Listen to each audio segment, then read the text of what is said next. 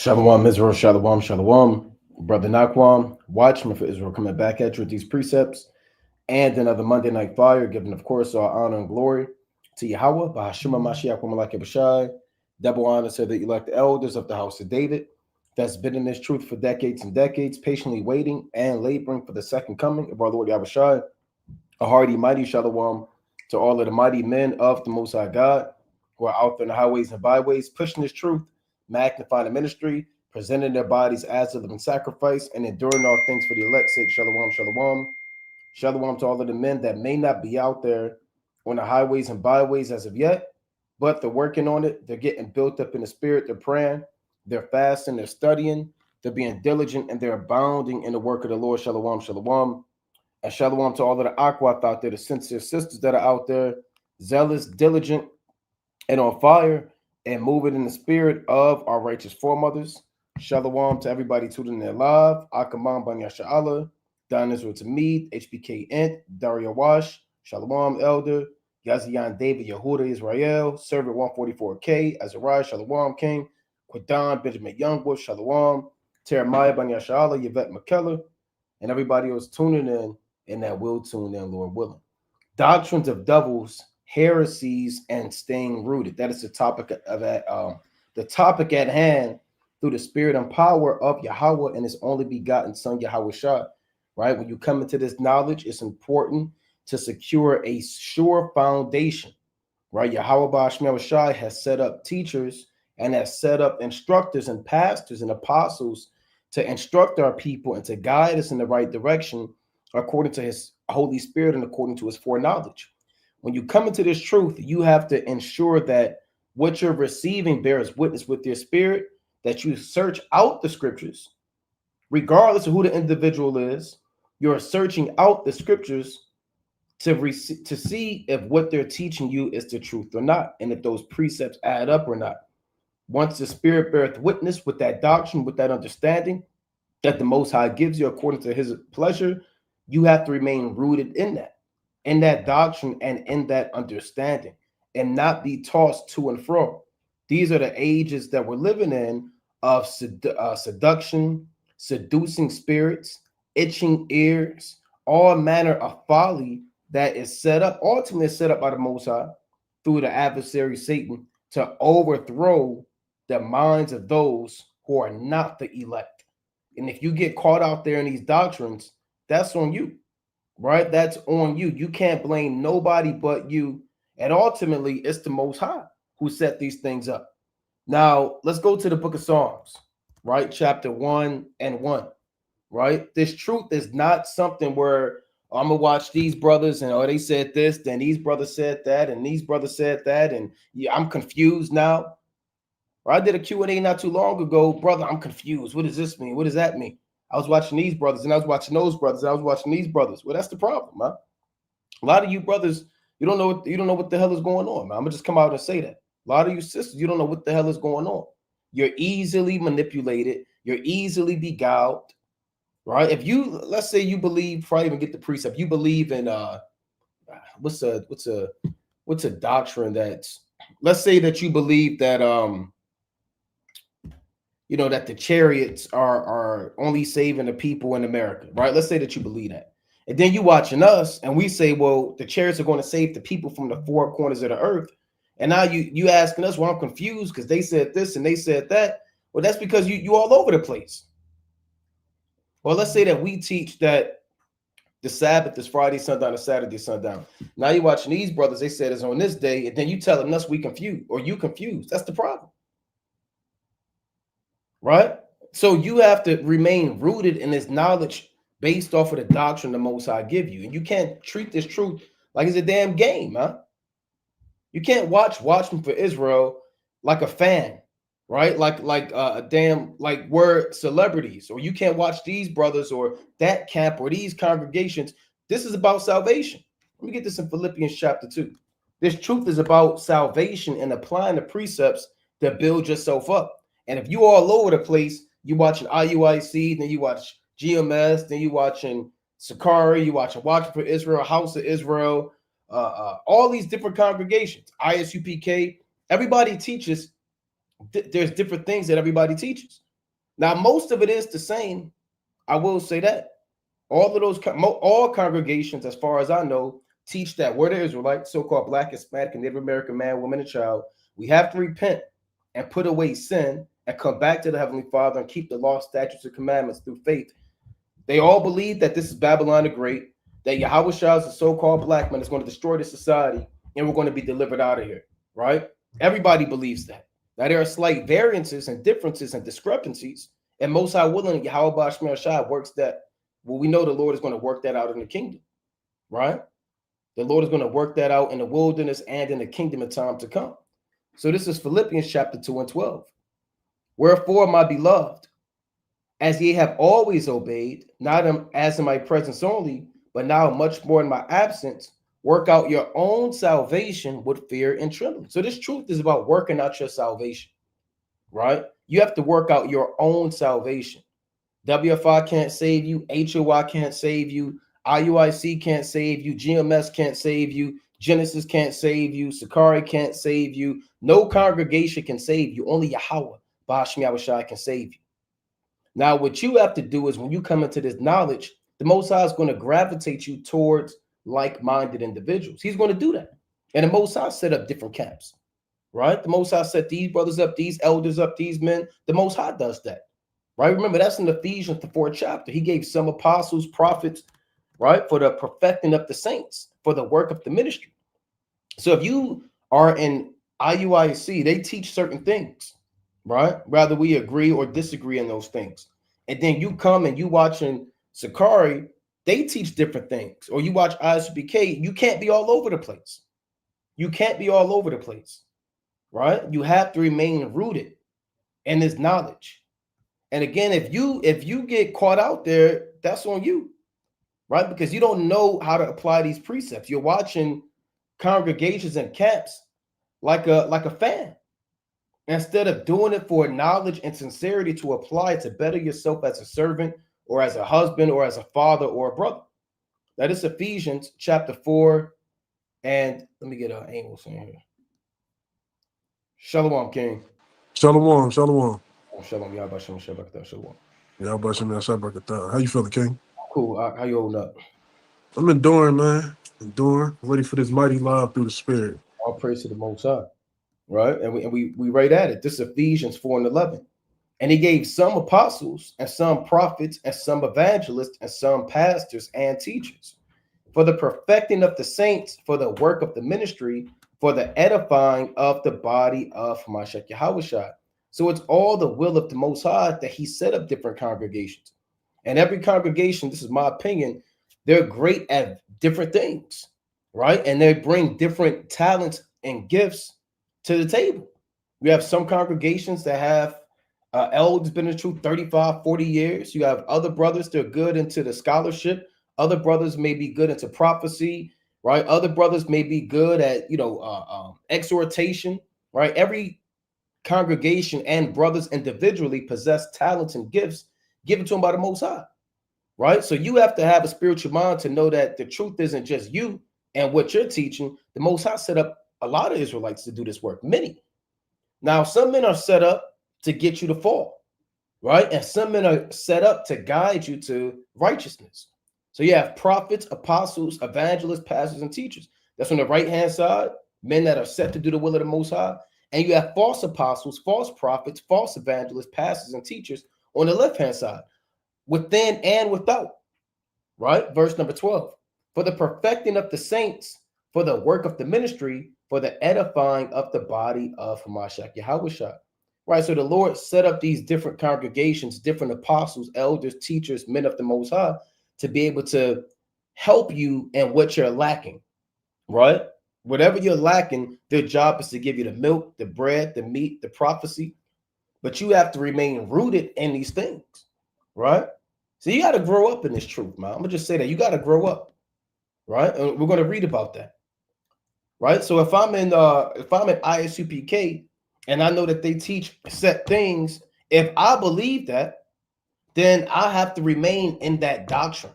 I can't say, well, I believe that, but then, this guy said this, and it's confusion. And then you hitting the email up. Well, I was watching Captain Tazariak video. He said this. Then Bishop Nathaniel said this, and Elder Priest Bach said this. I'm confused. What do I do? Right. So that's burdensome, right? Because we're trying to instruct you how to navigate in these last days. Right. Let me read on to verse 13. Till we all come in the unity of the faith and of the knowledge of the Son of God, unto a perfect man, unto the measure of the stature of the fullness of Christ. So Yahweh Shai set up men that we can be built up and mature to be on the same level as Yahweh Shai, right? We're lacking in faith. A lot of us, we're lacking in lust. It's like we're dealing with lust. We're lacking in temperance. Some brothers lack in anger. Some brothers lack in prudence.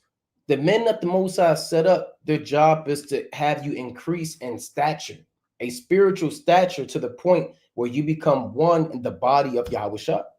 Here's the point of verse 14, that we henceforth be no more children, tossed to and fro and carried about with every wind of doctrine, by the sleight of men and cunning craftiness, whereby they lie in wait to deceive. And you can't be immature in this knowledge, man. See, children are at the discretion of their parents, right? Their job as a child is to learn from their father and their mother. Every father and mother aren't the same. My father and my earthly mother ain't the same as Amos's earthly father and mother. We have the same upbringing, but we have different upbringings, right? There may be things that were permissible in his household that may not be permissible in mine. There was instruction based off our environment, based off where we came from. Everybody's household is different. I can't go and mix and convolute what my father told me. Now I'm in Amos' house and his I'm learning what his father told me, but then I'm telling his dad that what my dad said. That's confusion, right? You grow up based off of the morals and the ethics and the principles instilled in you by your parents as a child. 95% of an adult's understanding and experience is based off of what they learned in their childhood. So being a child in this truth is somebody that's new. They just came in. You were born again. You've been in this thing maybe 3 years, 2 years, 1 year. You've been a child 5 years. Don't be tossed to and fro, carried about with every wind of doctrine. Some of these doctrines aren't sincere. It says by the sleight of men. Sleight is what? Trickery. There's another word, misdirection, sleight of hand, right? Sleight of men is when you at the subway and they doing 3-card Monty, right? And they say pick a card, any card, and they shuffling the cards around. Or they got the P in the, what they call it, the damn bottle cap, man. And they moving the bottle caps around. That's sleight of men. It's intentionally, those games, no matter how you think you're going to win, they're created to get you to lose money. Those guys aren't sincere. You think those guys are sincere at the subway, man? Sitting on the black crate with 3 cards, man, saying pick a card, any card. Hey, their job is to hustle you, man. They're not sincere. So you're going to have that in this knowledge. You're going to have the sleight of men. You're going to have men who have ulterior motives. Rather they want money, rather they want a name for themselves, rather they want to be the most famous Israelite. Maybe they want to separate themselves. Maybe they want a woman. Maybe they want notoriety. Maybe they got bills to pay. Hey, it's the sleight of men and cunning craftiness, whereby they lie in wait to deceive. So you as a child, you have to look well to your goings. When children are separated from their fathers and their mothers, they're susceptible to child molesters, creeps, human child traffickers, false philosophies, and confusion, right? So you as a child, and one more point, not to be long-winded, children, they soak up a lot, man. You know, the child, I believe by the age of 4, right? They say a child, I think by the age of 4 or 5, their mind is like a sponge. Whatever they see, smell, hear, touch, taste, they damn near become that. You know, so you as a child, you have to protect your innocence, man. And you brothers that know better, you have to protect the innocence of your children by guiding them and letting them know. Tell your children that's a stranger, right? Don't do this. It's okay to say that, man. Somebody say, look, come to my car, or, I know your mother. You have to instruct them and tell them those things are deceptive. however you say it. And that's what we have. That's why we're doing this lesson, because everybody that pushes the word of the Most High, and within and without, they don't have your best interest at heart. And you have to have that discernment through studying and through prayer and through fasting to know where to go in this knowledge. Right? But you got it, King. Shalom, Israel. And that's Proverbs 22:6, man. Train up a child in the way that he should go. And when he's older, he will not depart, loosely paraphrasing, right? When we all come into this truth, we're babes, right? Proverbs 22:6. Train up a child in the way he should go, and when he is old, he will not depart from it. So as Yahweh Shah said, to see the kingdom of heaven, you got to be as a newborn babe, right? You got to come and forget all that you learned. And when you forget all that you learn, you have to seek unto men who have understanding, right? Men whose hearts are in the right place, right? Not after lasciviousness, not after greed, not after wickedness, right? You got to make sure that the doctrine is sound. And how do you make sure the doctrine is sound? You study to show yourself approved. You take notes. You see if it's thus saith the Lord or thus saith that teacher, right? Let's go to James chapter 1 and verse number 5.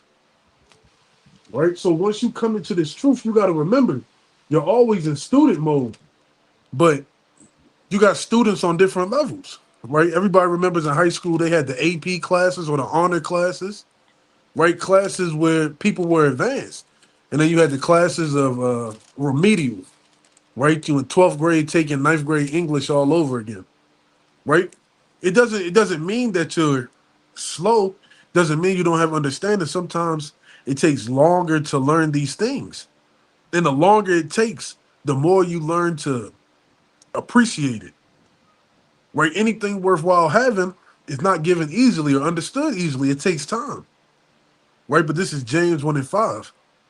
If any of you lack wisdom, let him ask of Yahweh that giveth to all men liberally and upbraideth not, and it shall be given him. Right? So when we all came into this truth, right? We heard Deuteronomy 28 or whatever respective precept, gravitated you to the Most High, right? We asked the Most High for wisdom, knowledge, and understanding without even knowing it, right? Our spirit was grown into the Most High for us to learn more, right? Those first works, you were zealous when you first found out about the truth, right? You was eating from every tree trying to figure things out. While this camp is talking about that camp, while this camp says Yahweh, but this one only says God, right? Why does this one say Jesus and this one says Yahweh Shai, right? Why does this one teach this? Why does one teach that, right? Your mom was like the palate. They wanted to try different venison, right? And as you get more mature, you understand that all venison doesn't taste the same. All meats aren't good meats to eat, right? And this is the point right here. But let him ask in faith, nothing wavering, for he that wavereth is like a wave of the sea, driven with wind and tossed. Right? So when you ask for this wisdom, knowledge, and understanding, you got to put all forth of the power that you have in your vessel to get the understanding. And you're not tossed to and fro like a wave in the sea. Right? We've been in this truth, a decade plus. We've seen men switch doctrines, forsake all that they've learned to follow other men. And we're not coming in this truth to follow men, right? Heresies and doctrines of devil, as the Monday Night Fire's title. We come in this truth to get salvation, to get understanding, to be perfect in the sight of Yahweh Hashem Yahushai. And men start to lose track of that. It becomes a popularity contest, right? And then doctrines just start coming out the woodwork. How can I be better than this camp? Let me think of something else. Right, one more precept. Let's go to Revelations 3, verse number 11. And that's the whole thing. We got to protect our understanding, right? We got to protect that crown that the Most High has given us, right? No man should be able to walk up and hit you with a doctrine and snatch your crown off. It was never placed on there properly then. If you could get beguiled by these doctrines, right? This is Revelations 3 and 11. Behold, I come quickly. Hold thou fast which thou hast, that no man take thy crown. So you're supposed to hold fast to the doctrine that you've learned. to the doctrine you're secured in, to the doctrine you're able to break down with precepts, and there's no loopholes or anything to question, and you can understand it to a T. Because if a man can take your crown with the doctrine, right, with vainglory, then your crown was never yours in the first place. So we have to understand that in these last days, there's going to be a lot of false prophets. And right, men walking up and down the earth, right, they don't know that they're set up to be false prophets. Right? They may think that they're doing it in the sincerity of their heart, right? Or they may think that they're doing it to wake up the nation of Israel. But the Lord said the deceive and the deceiver are what? They're his. So the Most High has set up certain men to go out on the highways and byways, online, where else? Clubhouse, to deceive the masses of Israel, to cause utter disruption, to cause something to fall by the wayside. Right? The more you study, the more you're able to discern. Right? Like hunters. Hunters, a good analogy is a hunter. Right? Men who've been hunting their whole lives, they know when the deer is going north because they can see the footprints and they can see the moss. And, I'm not a hunter, but those who do hunt, they can see the elements and understand which way the animal is going. That's how you should be in this truth. You should be able to see the holes in these doctrines. You should be able to see when somebody's not sincere with their doctrine and it's only come for filthy lucre's sake, or it's come to overthrow the understanding that you have. Right? Like the brother was saying, it's time to mature. Right? You shouldn't be on a pre-K level and you've been in school for 13 years. Right? You shouldn't be asking how to do times tables when you're getting ready to walk across the stage for graduation. Right? There's levels when you come in this truth of understanding, and you should grow more and more and more and more and more that you can hold fast that crown that the Most High gave you. But you got it, King. That's right, man. And I want to get this to add to that. I want to go to 2 Timothy, the 3rd chapter. And this is an integral part of being in his knowledge, right? Everything matters in his word, man. Everything matters. This 2 Timothy chapter 3 and 13. But evil men and seducers shall wax worse and worse, deceiving and being deceived. And this is a prophecy, right? This is a prophecy and an admonition to Timothy. The prophecies aren't just, okay, America's going to be destroyed, or the chariots are coming to beam us up. The prophecies aren't just Iran and Russia are going to destroy America with ICBM missiles. There are prophecies that speak about the nation of Israel internally, right? And what men would be like based off of the behaviors and characteristics that they have, right? There are prophecies that talk about the spirits that are going to be on particular men. A lot of times you look at the prophecies from a high level standpoint, which is fine. You're looking at a macro level. You got to look at a micro level, because there are prophecies that may affect my relationship with this brother, right? There are prophecies that may affect this congregation with that congregation. There are spirits that the Most High said would be moved to and fro in the earth. And one of those main spirits is the spirit of seduction and seducing people. Those spirits are going to intensify, and men are going to wax worse and worse, deceiving people. And like the brother said, the deceive, or the Most High said through the brother, the deceived and the deceiver are his, right? So people are going to get deceived and people are going to be doing the deceiving. You have to know that. So now you're on guard. It's like you hooping and you got Gary Payton in the glove. You got this all-star team of the who's a guy. All these guys, they was in Stills, Michael Jordan, John Stockton, all these guys, man. That's you on the court right now, and he looking to take the rock from you, man. If you a point guard, you constantly getting the rock taken from you, it's over for you, man. You got to control the ball. You got to control the pace, and that's how it is in this knowledge. You have to control, like the brother said, control your crown, man. Don't let nobody just snatch the damn rock from you. It's only a matter of time before you get benched and you get replaced, right? So this verse 14, but continue thou in the things which thou hast learned and hast been assured of, knowing of whom thou hast learned them. So you have to continue in the things that you learned. I can't say Cornelius is an Israelite, and then 5 years later, well, you know what? He might be an Edomite. He might be a Moabite, right? I have to continue on what I've learned. I can't say, okay, you know what? I came into this knowledge. I learned, I'm assured that the Sabbath is Friday sundown and Saturday sundown. But now, you know what? 7 years later, I'm kind of changing my mind. The Lord also said in that same chapter, Amos pulled, James, the first chapter says, a double-minded man is unstable in all his ways, right? So you have to continue in what you have learned. Now you're going to grow. You're going to grow, and the Most High did speak of knowledge being increased. The Most High did speak of the living waters in Ezekiel 47, going from the ankles to waters that you can't even swim in, which means the wisdom is going to increase, and there are going to be things that you see in the spirit that a teacher may not have showed you. And brothers see that all the time. You read in the Bible, you're like, damn, that precept link up with that. That precept is that. That precept is linked up with that. I ain't never see it like that. See, that's the Holy Spirit supping with you. Because Yahweh Bashmiel Shai, he's the ultimate teacher. But the Most High set up men to guide you. And they're going to work. The Spirit is working through those men as well. And you have to, I want to choice my words. You have to have understanding that those men have been set up. Don't be a proud man. I can't nobody show me nothing. I don't need nothing. The Most High set up men. And those men who think that they don't need men to guide them haven't read Acts the 8th chapter, right? The eunuch said, how can I except some man should guide me? So we all have to be guided, but that's also coupled with the understanding of knowing that the Holy Spirit is going to work in us and show us certain things. I'm going to get a raya back here, right? Shalom, King. Shalom, Kings.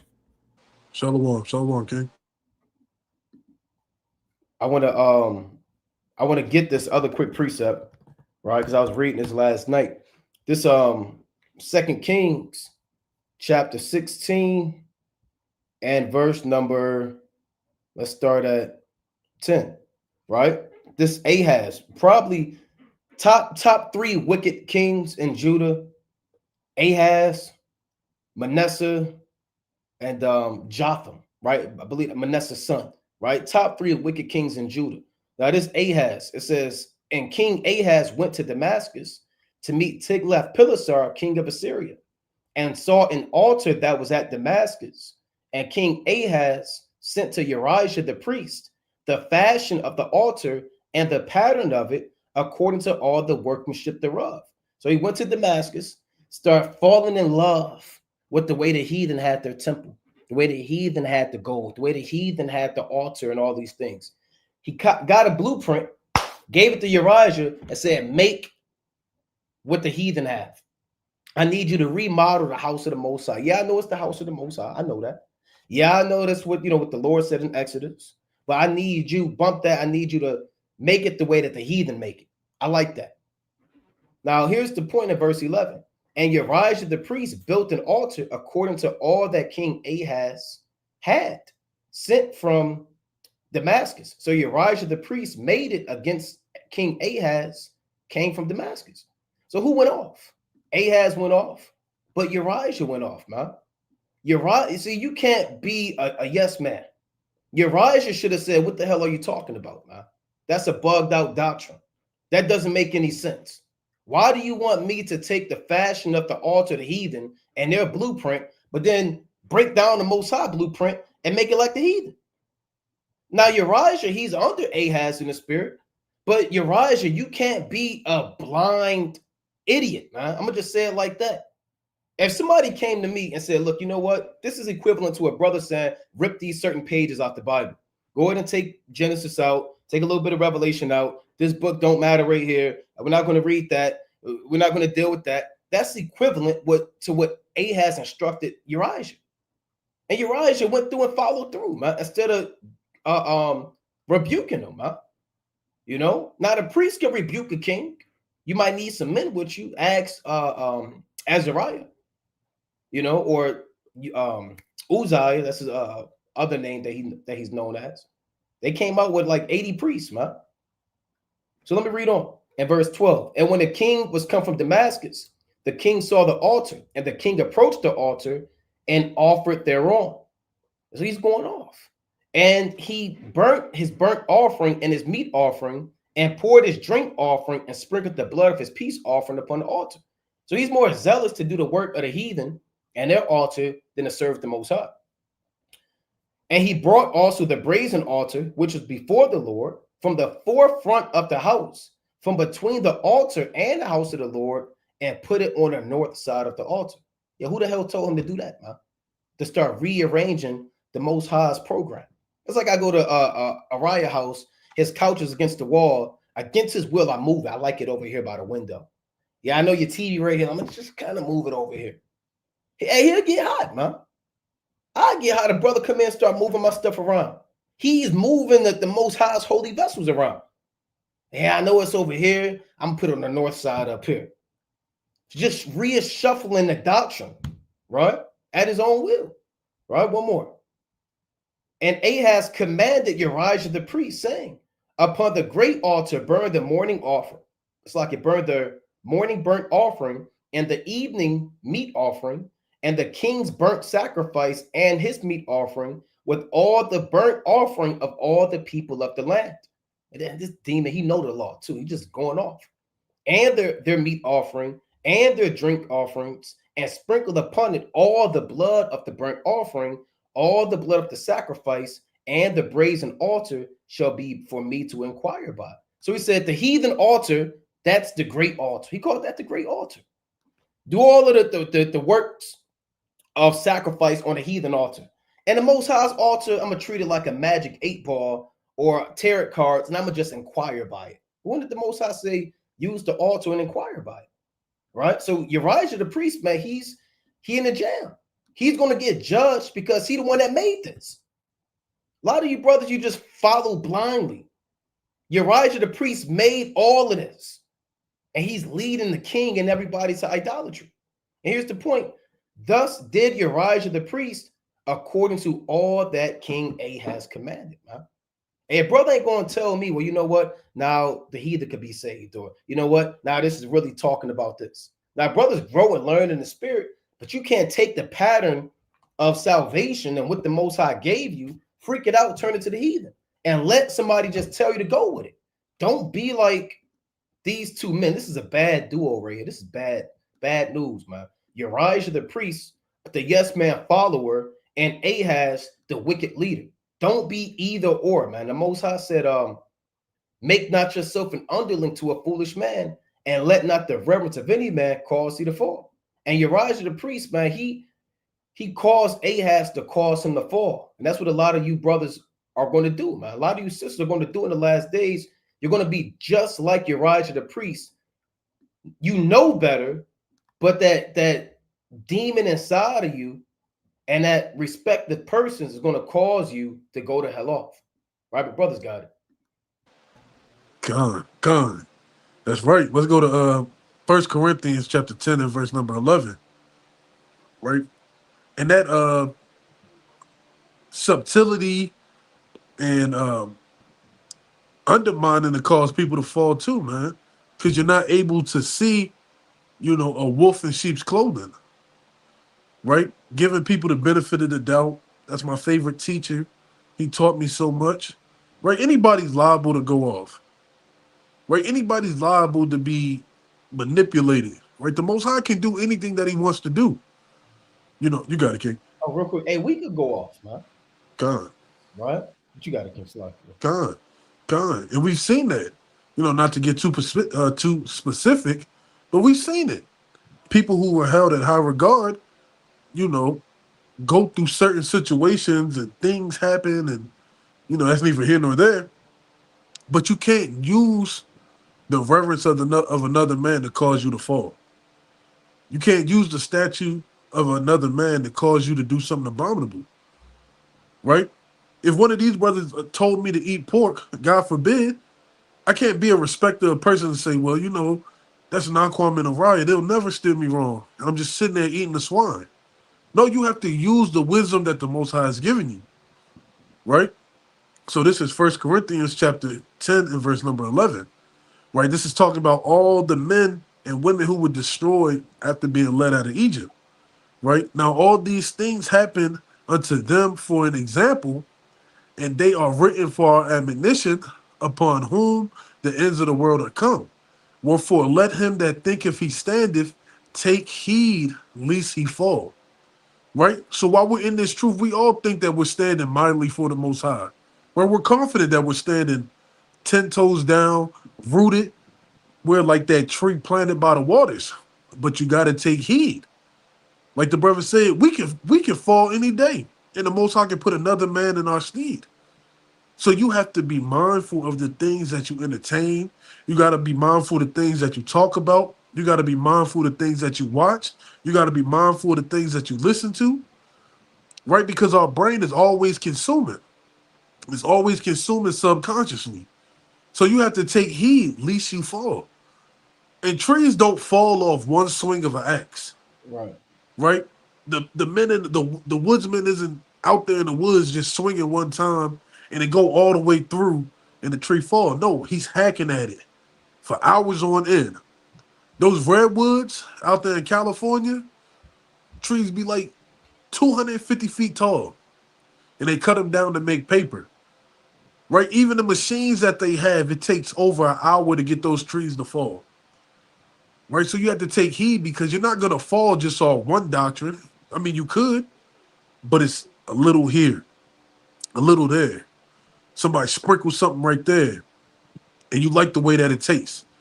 Somebody threw something in your nose, and you sitting there with the itch on it, and you just smelling it. Right? You got to take heed, because there have no temptation taking you, but such as common to man. Right? We all get tried with doctrines. We all get tried with people trying to bring heresies to us, man. Right? If we had $1 for every time somebody tried to bring a new doctrine to us, man, we'd have a fleet of Lamborghinis. Right? Well, you know that the sun is really dictating the month, and it's so many doctrines that you can hear. So it's not uncommon for these men to try to come and seduce you, or women making posts, right, telling you to do one thing but you ought not do it, right? But Yahweh is faithful, who will not suffer you to be tempted above that you are able, but with the temptation also make a way to escape, that ye may be able to bear it. Wherefore, my dearly beloved, flee idolatry. And that's all these doctrines are. It's idolatry, right? Because they're madness, right? They're foolishness. But it's the reverence of that man that causes you to give ear to it, right? And it's the last verse. I speak as to wise men, judge ye what I say, right? Paul wasn't speaking to foolish men. He's speaking to men of understanding, men who've given their mind over to study the law, statutes, and commandments of the Most High, men who want to obtain righteousness to the utmost degree. They're striving in the mastery. They're doing all they can to magnify the name of the Lord. He speaks unto wise men, right? He could have said anything, but he's telling you, judge ye what I say. Be mindful of the things that I say. Weigh it in the balance. Examine it, right? Put it on the balance and see what's true and what's not. Right? Let's go to 2 Timothy chapter 3 and verse number 1. Because the closer we get to these last days, the more you're going to see the wickedness come from man. Right? And it's going to be from men that you least expected. Lord forbid is one of us. Right? But you're gonna see the true nature of these men. And you got to stand 10 toes down and say, I won't be shaken, or I won't follow evil. I won't follow wickedness. Right? I'm going to follow the path that Yahweh Shem Yahushua has laid for me. Right? A path was not corrupted, and there's no foul creatures or serpents there to overthrow me. Right? But this is 2 Corinthians 3 and 1. This know also that in the last days perilous times shall come.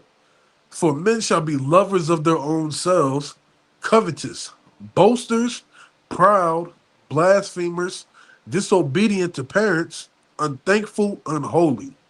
Right? And we're seeing all these things transpire in Israel on a small level or on a great level. Got brothers denying Yahushua, and then going out on the highways and byways only teaching FJC, right? Making videos talking about I'll confound anybody who believes in JC, right? Without natural affection, right? Don't truly love the brotherhood. Truce breakers, right? You promise to keep something a secret, right? But you go and tell the whole world. False accusers, incontinent, fierce, despisers of despisers of things that are good, traitors, heady, high-minded, lovers of pleasure more than lovers of God, right?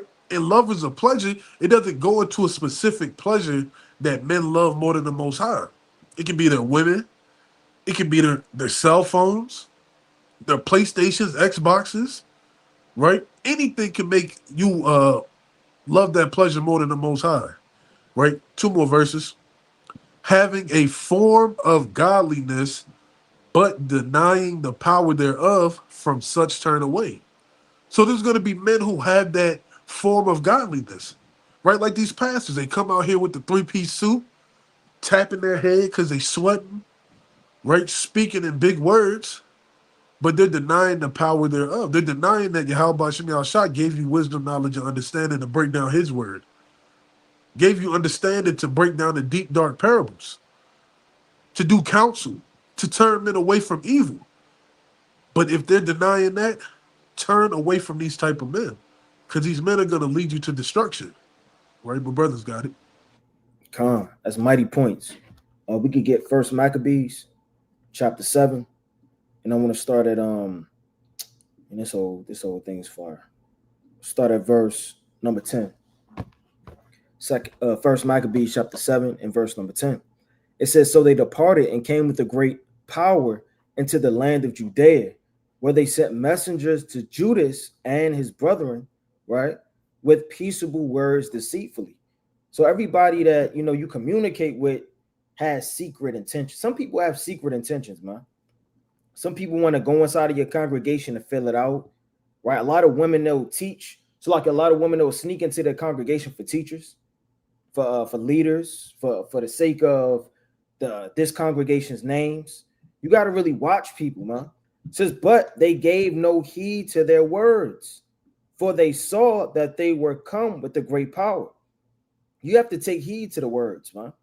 See, the way a brother speaks, his giggles, his laughter, his speech, his dress, like how he carries himself, you got to really be on edge, because whatever he say can enter into your soul, man. These are spirits running to and fro.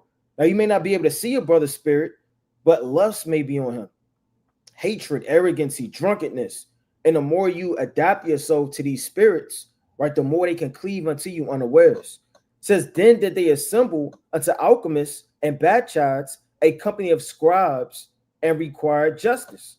Right, so all of the scribes is coming. It says, now the Assyrians were warriors.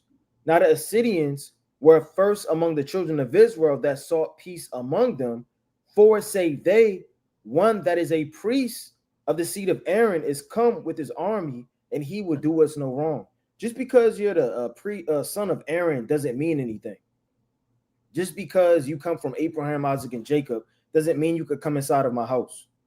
No, just because you may be with this congregation or that congregation doesn't mean anything. You still have to prove men and women. Thus saith the Lord in Sirach, the 6th chapter, man, and various other precepts. So they went off trusting just because you're coming from the seed of man, right, of Aaron. I mean, Aaron's sons went off. Samuel's sons went off. You understand?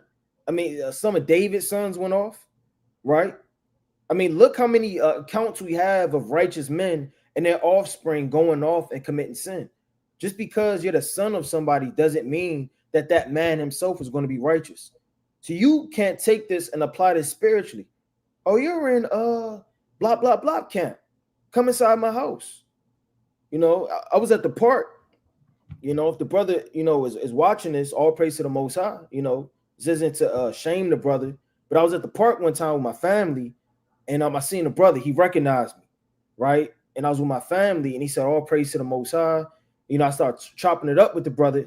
Long story short, he had a baby. The baby had to be 7 months, right? He said, brother ain't had no fringes. I got him some fringes. Long story short, he was changing, and then he just goes like this with his baby.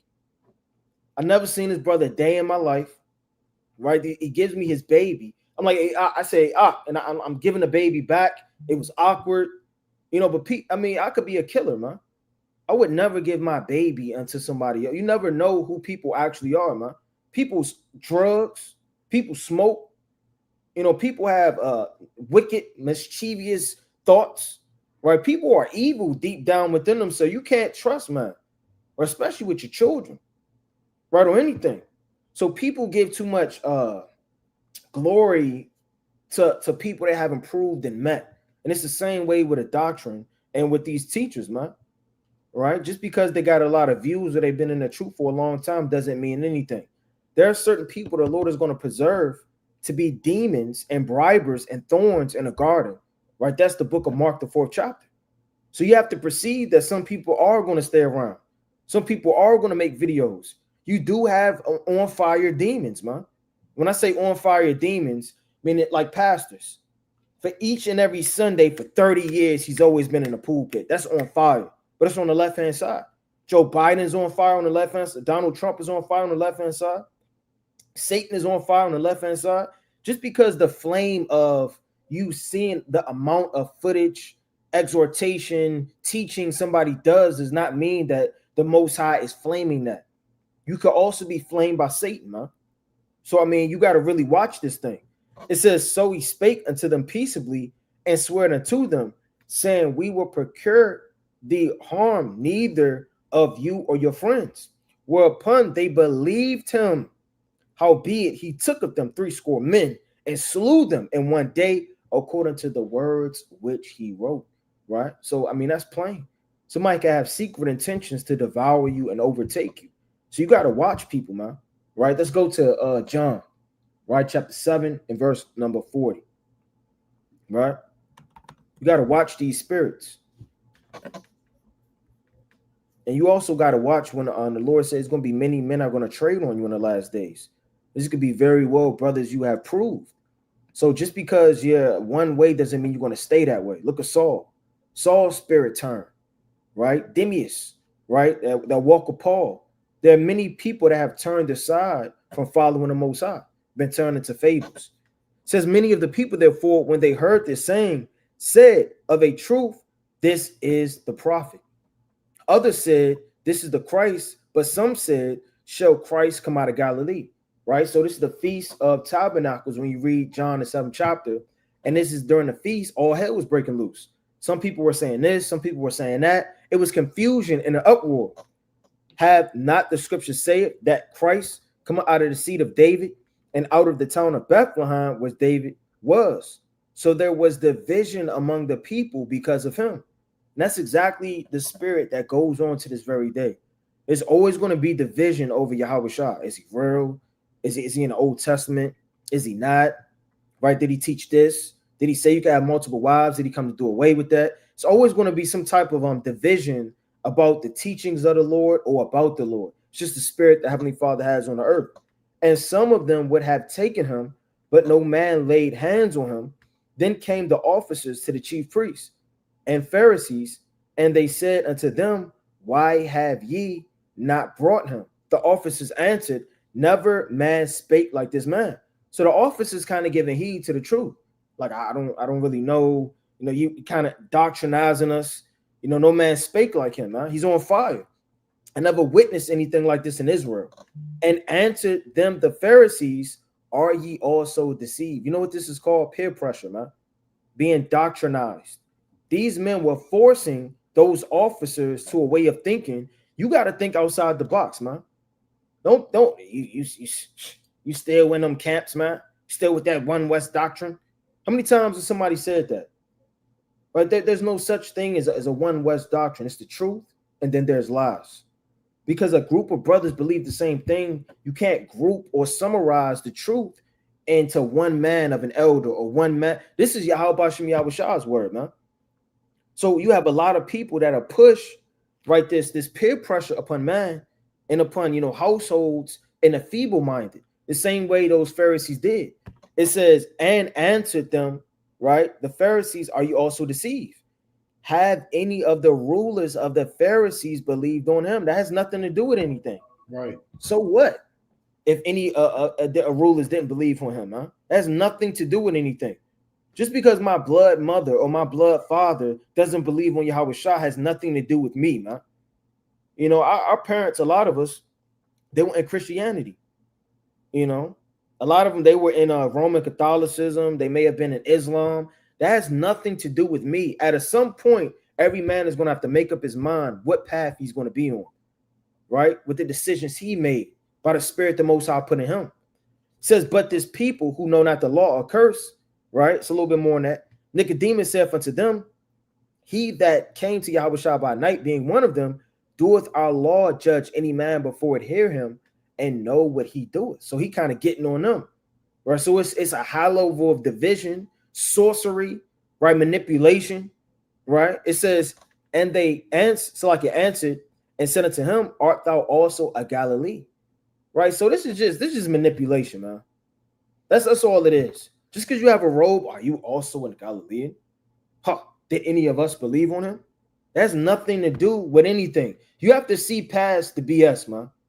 You have to see past the robes, the garments, the metries, the videos, the likes, right? The subscriptions or whatever it is. You got to see past all of that and see it for what it is. Stop putting man on a pedestal. It says, search and look. For out of this, for out of Galilee arise of no prophet, and every man went unto his own house. Right. So yeah, some people they were manipulated. You know, some people like Nicodemus, he stood up. And you want to be the type of man that stood up and stands up for Yahweh Shem Yahweh Shah, especially in the last days. Right? The brothers got it. Yeah, and this looking at this, and they was off, man. They was wrong. All that, and they was wrong, right? They was wrong as hell. Say out of Galilee ariseth no prophet. So they didn't know what was going on, man. Right? They didn't know what was going on. I wanted to get this in 1 John 4:1. Right? This is 1 John chapter 4:1. See, I like this. They say put testing the spirits. Right? 1 John 4:1, beloved, believe not every spirit, but try the spirits whether they are of God, because many false prophets are going out into the world. So you just can't believe anything and everything, man. Just because something has a fancy intro, just because something has commercials, just because this brother stands a certain way, or us, man. I'm gonna say us. You just can't believe what we saying. If you watching this live, you don't have your Bible open or your Apocrypha open, and you're not seeing if what we saying is true, then you're going off. I'm just saying you're going off. You can say, well, I know y'all brothers. I mean, that's fine, but you want to make sure that you're searching these things out. Because a demon can hop on us anytime, huh? You know, read beautiful chapters, 1 Kings the 13th chapter, with the old prophet and the young prophet, man. The spirit hopped on that old prophet to make the young prophet go off. So spirits can hop on anybody, man. And if you're not in the spirit, then you're gonna fall. You have to put men to the test. And certain things you want to look out for is if you ask a brother questions, so you can ask no questions here. Don't ask no questions, man.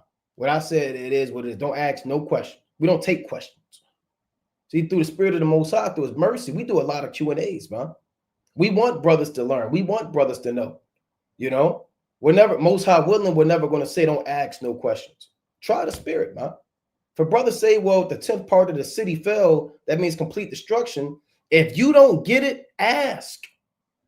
Or at least, you know what? I'm going to meditate on that. The brother said they was teaching the 10th part of the city fell in Revelation 11th chapter. It means complete destruction. He kind of bruised past it. He didn't bring a lot of precepts out. You know, I don't know, right? Hey, pray on it, man. Ask. Search these things out. The Lord said it is the glory of God to conceal a thing, but the honor of kings is to search out a matter. A lot of you brothers, you get overthrown because you're slothful. You're a slothful student. You're not studious. You don't go back and search and look up words and go into the Greek, go into the Hebrew, go into the precepts. You don't search out anything. You're just a simple sheep just led to the slaughter. You don't test. You don't ask. Even when stuff don't make sense, you don't even ask about it. You don't even dwell on it and meditate on it. And you're going to be corrupted, man. A lot of the brothers, they don't even know where they're at and what the hell is going on. You know, one brother said, I think this when we had the old Adam Abbott channel, what they say, this is the greatest TV show. They said it's the greatest TV show in the world. Something like that. I don't know if brothers remember that. But the brother said that. Yeah, he said this is the greatest TV show in the world. So you know his mind wasn't right, man. This ain't a TV show. He said much see TV. Yeah, Must watch TV. Yeah, this ain't must watch TV, man. Because we got on the Edomite, man. Right? But one more point or two more points. A lot of times, man, it'd be a lot of edification in those videos. But what Jake like to do is Jake like to skim. See, with YouTube now, you could kind of skim. You don't even have to click the video. You kind of skim a little bit. You're waiting for the black woman to pop up. See if you get on the black woman. You're waiting to see to get on the Edomite. You got on the Edomite for 15 seconds. The other 45 minutes was pure edification.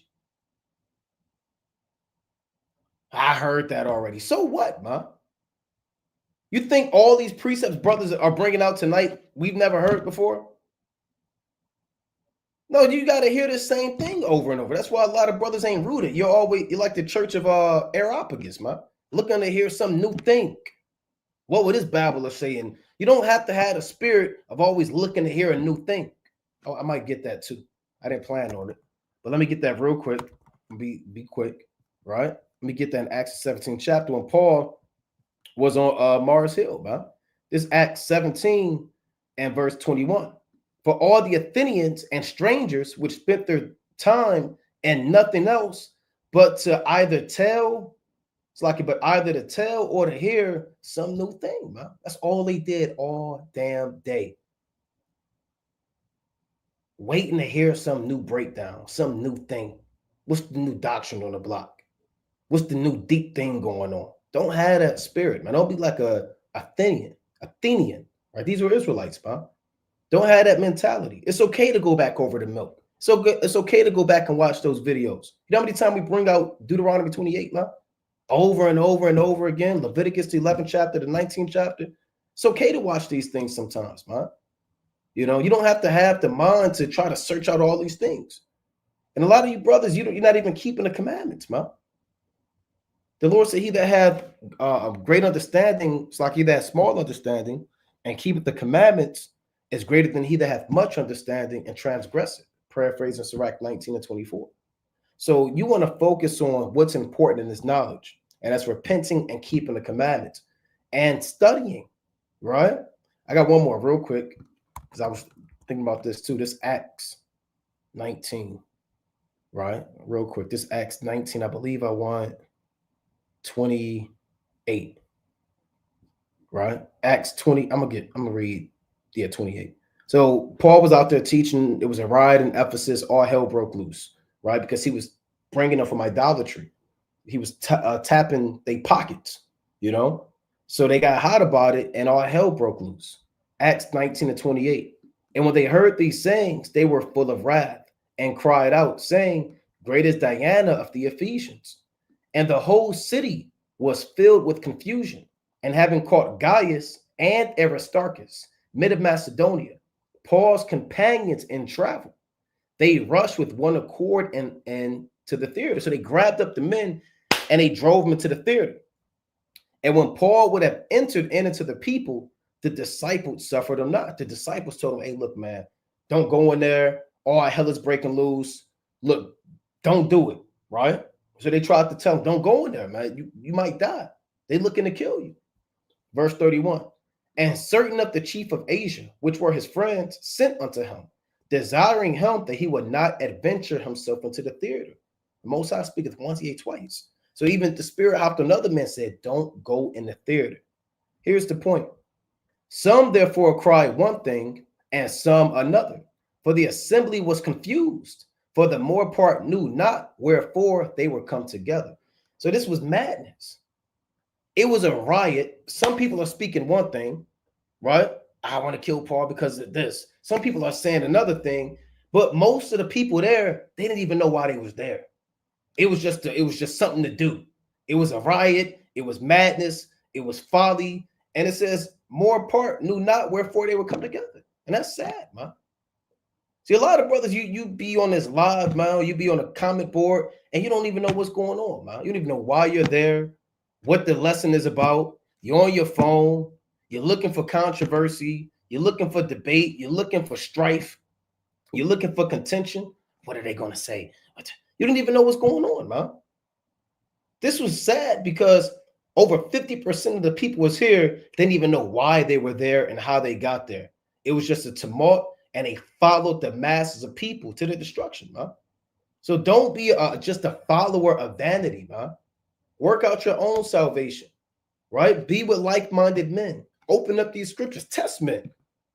The Lord said in Revelation, the 2nd chapter, that church, they tried them and said they were apostles, man, and found them liars. You know, you have to have that mentality and this knowledge. But brothers got it. Con. And in that same chapter, well, it was Acts 17, in verse number 10, it said the men of Thessalonica, right? They weren't as diligent as the church of Berea. Right? And that goes back to the men who just want to be around folly and madness. Right? All they want to see is foolishness. Right? Something to gossip about. Right? They call it water cooler talk. Or is that what it's called? Water cooler talk, I think. Yeah. The tea. Something about, the tea. Right? No, we're not in this for the tea. We're not in this to talk about rumors and other men's lives. We're in this for salvation. Right? But this is Acts 17 and 10. And the brethren immediately sent away Paul and Silas by night unto Berea, right? Whose coming thither went into the synagogues of the Jews. These were more noble than those of Thessalonica, and they received the word with all readiness of mind, right? So you're more noble if you're receiving the word with all readiness of mind. You're ready to hear the word, right? You're not brought to the school with bitter constraint. You're like, oh, I can't stand these Negroes telling me to get out of my bed at 11 o'clock to come to the school. No, you were ready to hear the words of the Lord, right? You were ready to read along with brothers. I love Sabbath service where we can go over doctrines, we can go over lessons. That's food for the soul, man. That's the real soul food, right? They received the word with all readiness of mind and searched the scriptures daily whether these things were so, right? So they searched the scriptures and best believe they had more questions, right? Like the brother said, we do Q&As, right? We do Q&As. So it's no question that we see and we skip it. We say, well, we're not going to deal with that, right? Lord forbid, but you got to be willing to ask. You got to be willing to read. If you don't understand, you got to man up. The first thing about being a man is to understand you don't know everything and that you're going to need help. You're going to need assistance with some things, right? Let's go to Sirach chapter 20. I believe it's verse 22 or 23. I was looking for it. I think it's Sirach 20.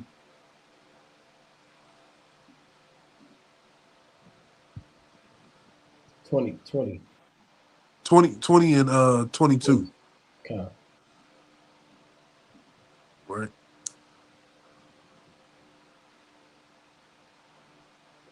Yeah, 20 and 22 card. There is that, so like Sirach 20 and 22. There is that destroyeth his own soul through bashfulness, and by accepting of persons overthrows himself. Right? So it's a man who overthrows himself because he's afraid to ask questions. He's afraid to say, I don't understand, I need help. Right? When we were in school, that was the kid that sat in the back and failed. Right? He was afraid of people to make fun of him. No, real men in this truth should never be afraid to ask questions. Should never be afraid to say, I don't understand it. Can you help me get more precepts? Can you take time with me so I can understand it? And by accepting of persons, overthrows themselves. Right? That's that person who just takes what somebody tells them and says, oh, well, it is what it is. You know, Honorable Bishop so-and-so told me this. He'll never steer me wrong. Right? That's the problem with Jake, man. We're too accepting. Right? We're too trustworthy. And instead of taking the time and studying to be acceptable to the Most High, we take any whim and any yes, no, maybe so from somebody of authority.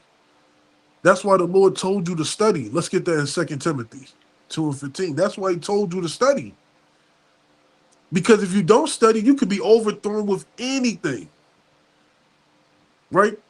Brothers don't know these precepts for no reason. They didn't just wake up one morning and the Most High smacked them in the face with a precept booklet and they remember all the precepts.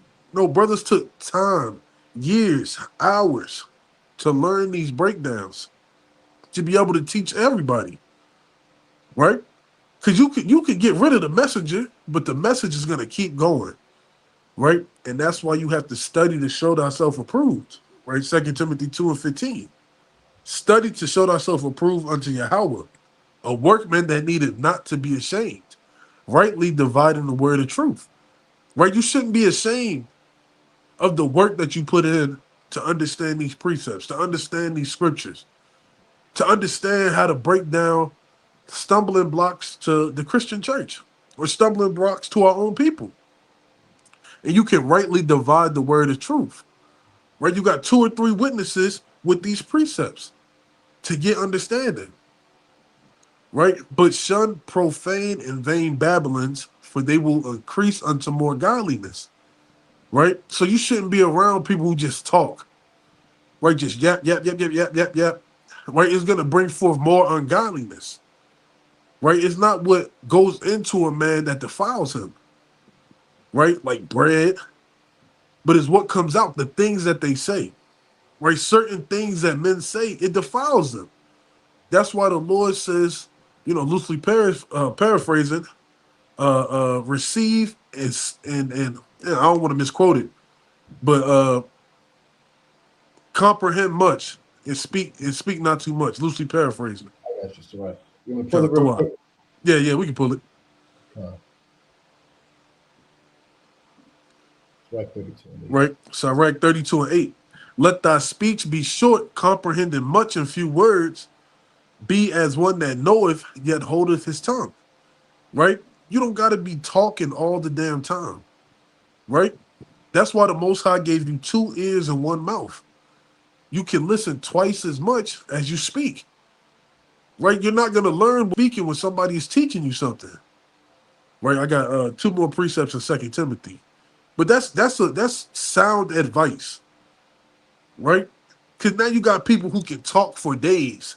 Right? These orators who just talk and they just beguiling people because they're using words that they never heard before. Right? Big words don't equate to doctrine. Right? Big words don't equate to understanding. Right? But this is 2 Timothy 2 and 17. And their word will eat as doeth a canker, of whom Hymenaeus and Philetus. Right? 2 wicked men right here. Who concerning the truth had erred. Right? What is it? Can you look up that word erred? Baba Gashaw? Greek, or you want the regular definition? The regular definition.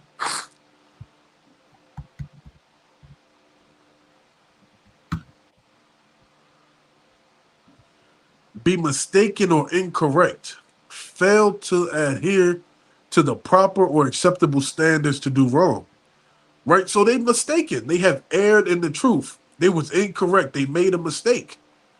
Right? It don't say if they did it purposely. They don't say if that was their intentions or whatever it may have been. Right? But it says that they made a mistake in understanding this truth.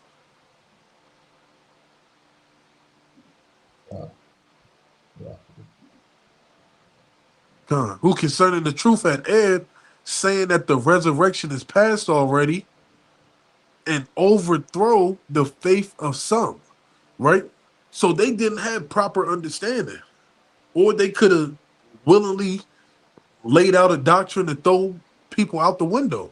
But it overthrew the faith of some. That's how intricate it is when you deal with these doctrines. Right? Men will fall out the truth. Men could give up the ghost. Men could do the most abominable things because somebody erred in breaking down a scripture to them. They erred in breaking down understanding to them. And that's why we have to be mindful of what we eat. Right? What our spiritual belly is digested. Right? Because you're not over the ones who fell out the truth because of this, you're not over them, right? You could be in the same boat. So you have to be one who speaks with little and comprehends much.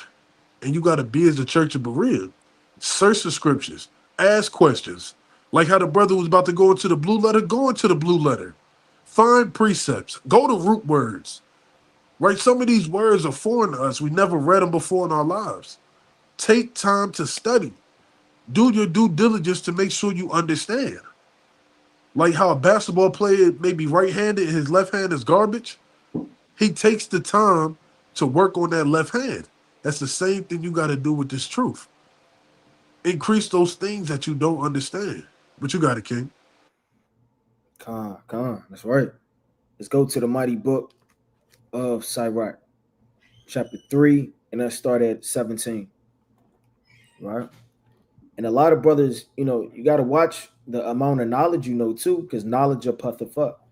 You're feeling like something you're not. You may have a dream about salvation. Now you think you're the elect. Brother had a dream about you, was getting to your head.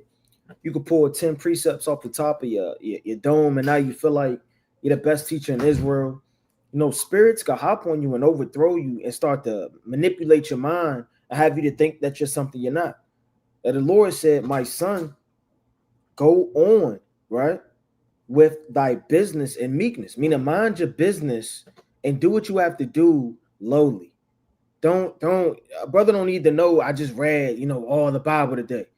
You know what? I just confounded these heathens. Like, go about your business and there's truth with meekness, man. Nobody has to know what you know, man, unless you're teaching it in meekness and sincerity. A lot of people proclaim their wisdom and they proclaim, all of the knowledge they know. Try to make other brothers ashamed, feel bad. It's okay to have a competition in righteousness, but you don't want to let that spirit overtake you. A lot of people with basketball players, they'll see who can make 100 shots. But if that's, putting spirits on you and who do you think he is, and you at home, you drawing on the board, you don't want to get obsessed. It says, so shall thou be beloved of him that is approved. The greater thou art, the more humble thyself. I mean, you look at people like Moses, man. Moses was the meekest man on earth. Right? I said in the book of Numbers, the 15th chapter, man. Right? So Moses was extremely meek, right? You have to be meek. Your mentality of the way you teach and move has to be in a lowly like mentality, man. Anything you say proudly could overthrow a brother, man. Think about if you met an elder and the first thing you say to him is all praise to the Most High, you taught me so much. You about the fourth person that said that to me today. No, what would that do to your spirit, man? That'll overthrow you, right? May fall out, put spirits on you, right? You got to be humble, man. And the more humble you are, it attracts more people, man. You're easier to talk to. You're easier to approach. You're easier to stay in contact with, right? It says, and thou shalt find favor before the Lord. So the Lord will find favor in you being meek. He's going to give you more wisdom, more knowledge, more understanding. It says, many are in high places of renown, but mysteries are revealed unto the meek. People want all of the mysteries, all of the deep, dark parables and secrets, allegories and similitudes and riddles and different things that the Heavenly Father only manifests to few. You got to really ask yourself, are you meek? Are you lowly, man? Because if you're not, you're one of those brothers that's proclaiming your wisdom, trying to stun on the next brother. We're the top camp. All of these type of spirits. And I'm going to just say this. Those people that act that way are normally the people that don't know that much. Because you really look at a black belt artist, he doesn't have to flex. John Wick doesn't have to play the Yosemite Sam. Like certain people that are really confident and bold inwardly don't have to proclaim it outwardly, man. And there'd be a lot of spirits, on Israel of people trying to one up one another in this truth, man. Trying to take the position of head Israelite, man. There's no such thing. You got to be meek and lowly and move, lowly in wisdom. Let's go to the mighty book of Sirach, chapter 48. Because how does the Most High show you visions? How do you get secrets? We often go into, okay, watch this, look at this link, do this, do that, get on Twitter, look at the whistleblower. But how is the Most High dealing with you? Go to the book of Sirach 48 and start at 24. This is how you can see visions. It says, he saw by an excellent spirit what shall come to pass. So you want to be, not that you could want to be a prophet, the Most High allows that spirit to rest upon you. How did these prophets see what they saw? Was it because they're brute and they're strong and they're tall and they're mighty and they got beards, right? And they got long fringes? It says he saw by an excellent spirit what shall come to pass. The more pure your spirit is, the more the Most High can show you. The more loving and meek and sincere you are, the more the Most High is going to show you things, man. See, if I knew I had an irresponsible son, I'm not showing him certain things in my house, man. Because I know when I'm gone, he may tamper with it. He may steal it. He may overthrow it or break it. But the more trustworthy and sincere and honest my children are, the more I can share with them, you know, when you kind of going into it. It says, he saw by an excellent spirit which shall come to pass at the last, and he comfort them, right, that mourned in Zion. He shewed which shall come to pass forever, and secret things or ever they came. So the Most High deals with the meek with secrets and different things that come to pass. And you want to make sure that that's the spirit you're taking on. Because if you're brute and you're high-minded, one last precept, I quoted it, 1 Corinthians 8. Or if you're brute, you're high-minded and you're puffed up and you're walking around like a damn peacock with all your feathers and look at me, the Lord is going to destroy you. It says, it's First Corinthians chapter 8 and verse 1, right? It says, now as touching things offered unto idols, we know that in Slakia, we know that we have Slakia, that we all have knowledge. Knowledge puffeth up, but charity edifieth, man. Right? So I mean, at the end of the day, it's about charity. Charity is the most meekest thing you could do, right? Because it shows humility of things that once belonged unto you are no longer yours for the sake of your brother, for the sake of your sister. It's the ultimate abasing yourself. You understand? Giving your life for another brother. No, these are the certain things that you can't teach your brother. They got to be inside your spirit. See, knowledge is going to increase you and puff you up and make you feel like you want to get on damn Jeopardy, man. People study for Jeopardy. And they driving in their car thinking how they going to win this ultimate prize, man. I've studied for this. I can't wait to get on a Jeopardy show, right? For 3,000, right? You don't want to be on T. You don't want to have that spirit. I got to be seen, right?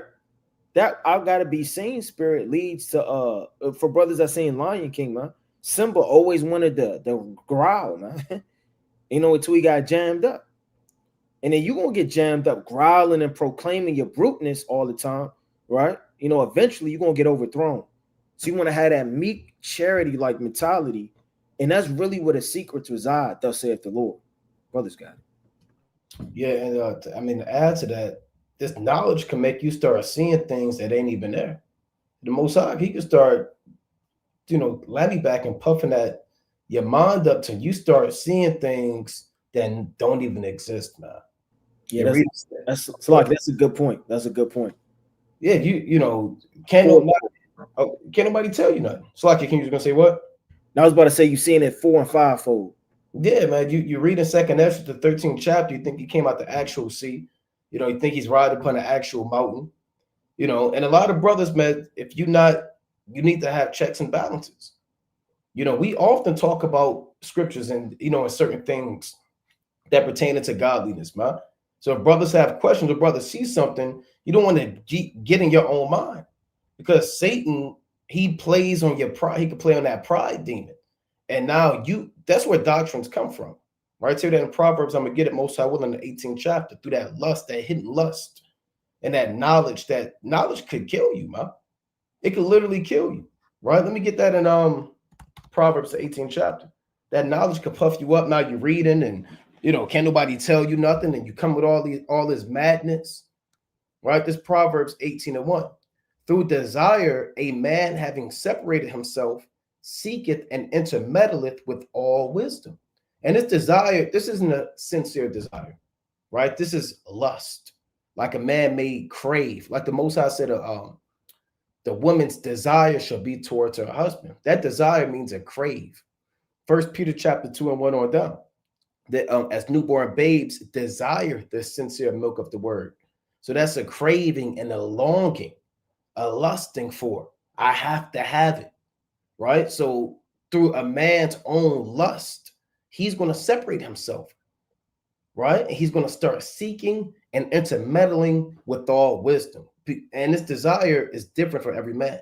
Some man's desire is, you know what? I have to be the number one Israelite. Let me go into all these books and let me figure out what this is saying and what this is saying and what this man said. And that's desire, right?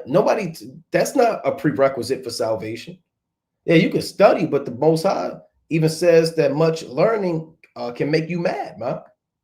You know, the Most High put that in there. He told Paul that you're beside yourself. Much learning has made you mad. A brother could study himself out to destruction.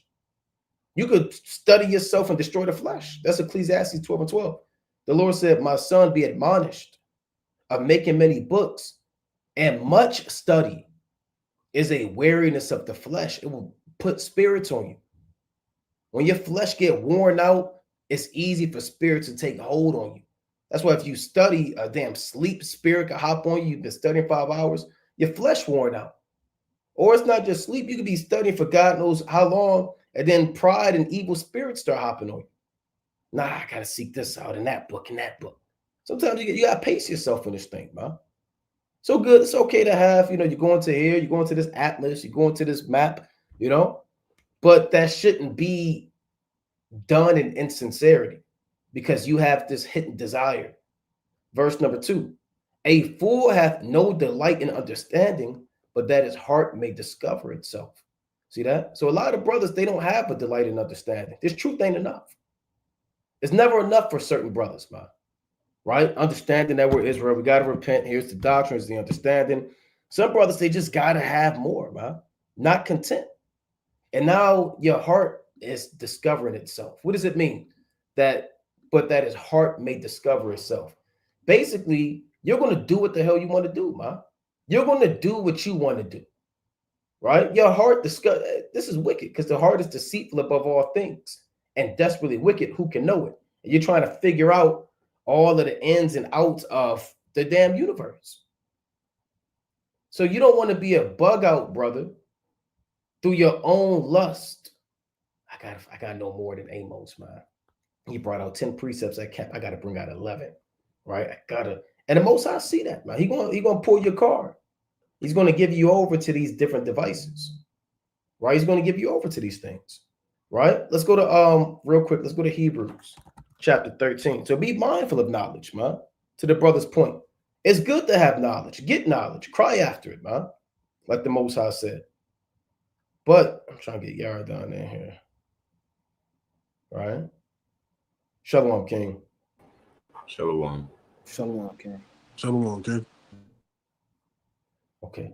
Yeah, it's good to get knowledge, but you want to do things in moderation, right? You want to do things in moderation.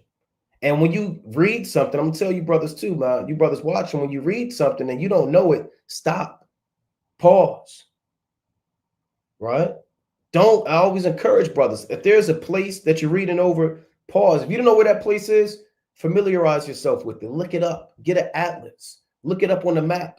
Figure out where this place is. Stop just waiting for your favorite teacher to show you these things. You have to search these things out, man. If there's a word, go into it, look it up. Figure this stuff out, man. You got to start digging in this thing. This Hebrews chapter 13 and 9. Be not carried about with diverse and strange doctrines. For it is a good thing that the heart be established with grace, not with meats, which have not profited them that have been occupied therewith. Yeah, don't be carried about with diverse and strange doctrines. So the Most High is warning you that there are strange doctrines, right? It's a good thing that you focus on the milk and not on the meat. Certain meats and doctrines, they don't profit, brothers, right? Verse 10. It's like I didn't want that. That's a spirit. But I want to get this in Hebrews 5. I really want Hebrews 5. Right? That's what I want. Hebrews chapter 5 and 12. For when the time ye ought to be teachers, ye have need that one teach you again, which be the first principles of the oracles of God, and are become such as have need of milk and not of strong meat. So don't hasten to be out becoming a teacher too, man. That's James chapter 3:1. Be not many masters, knowing that we shall receive the greater condemnation.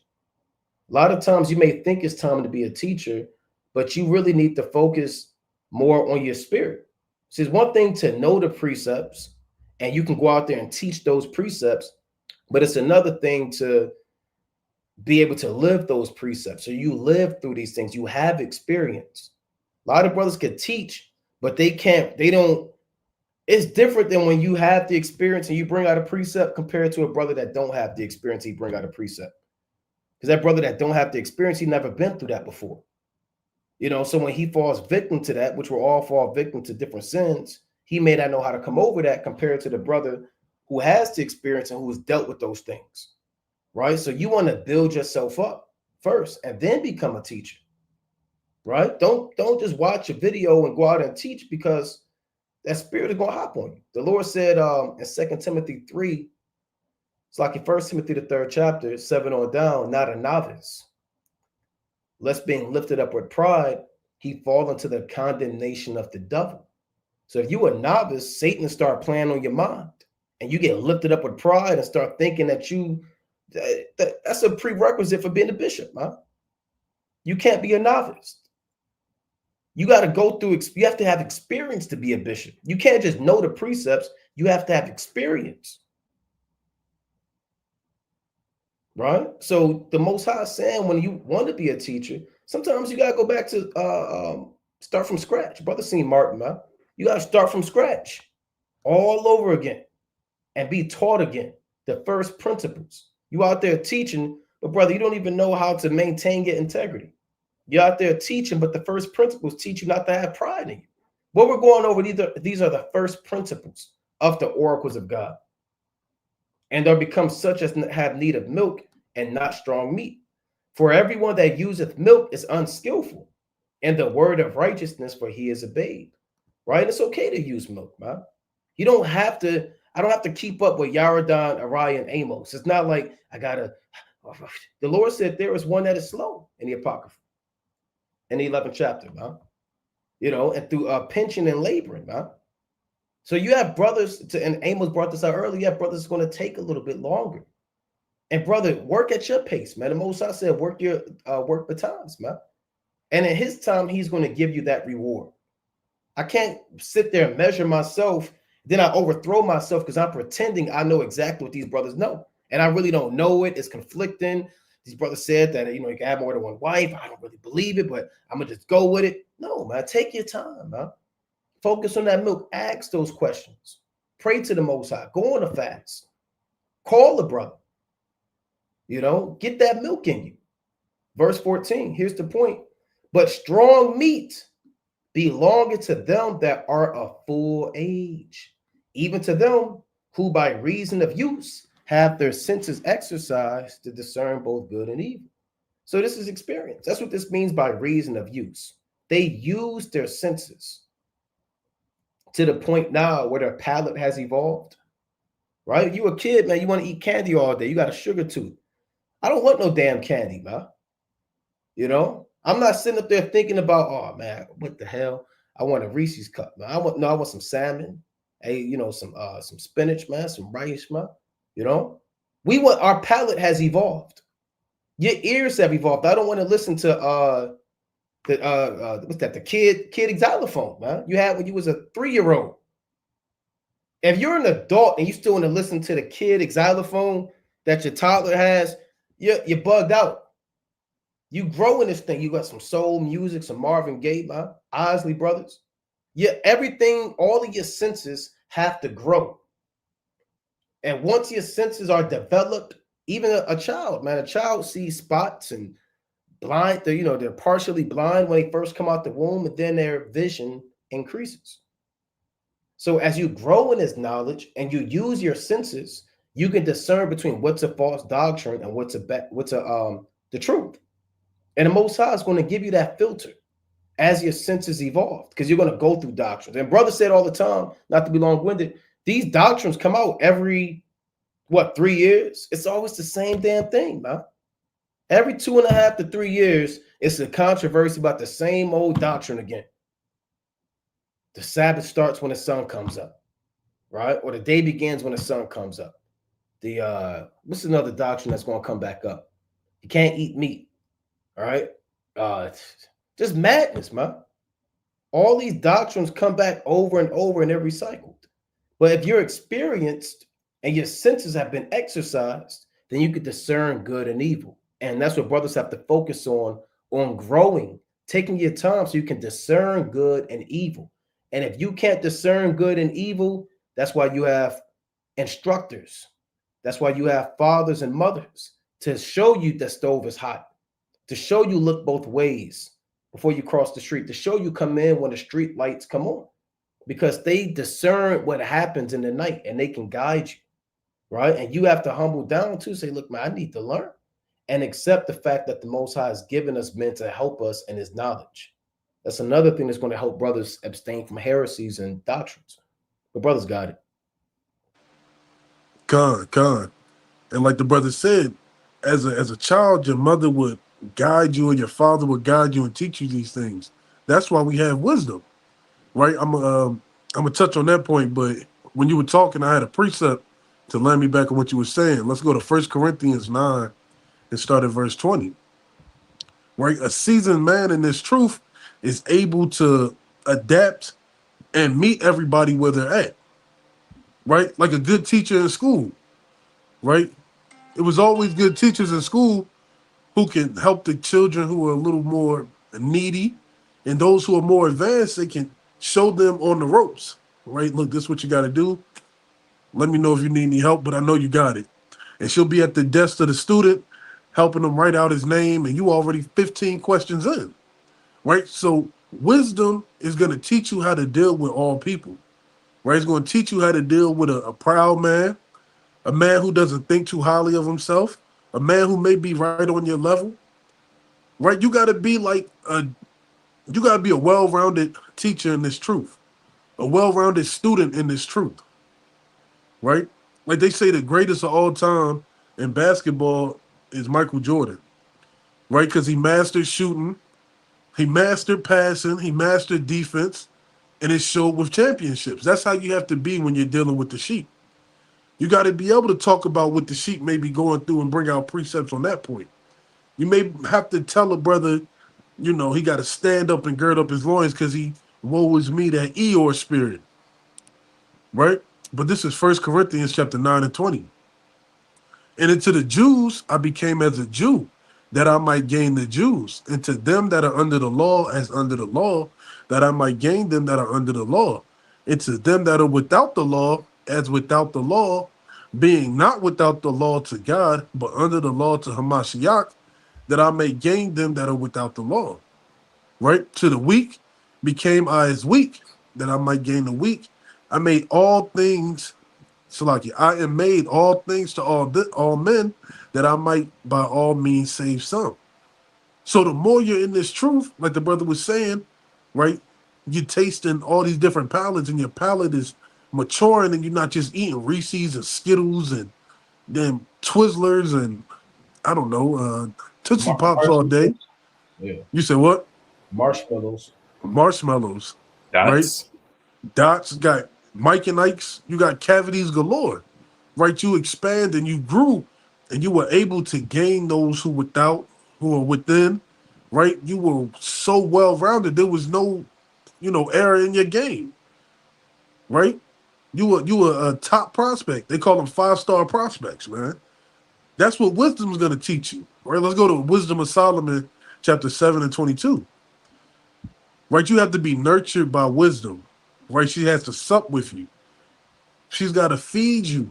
And she's got to show you how to understand, how to move, how to maneuver, how to grow.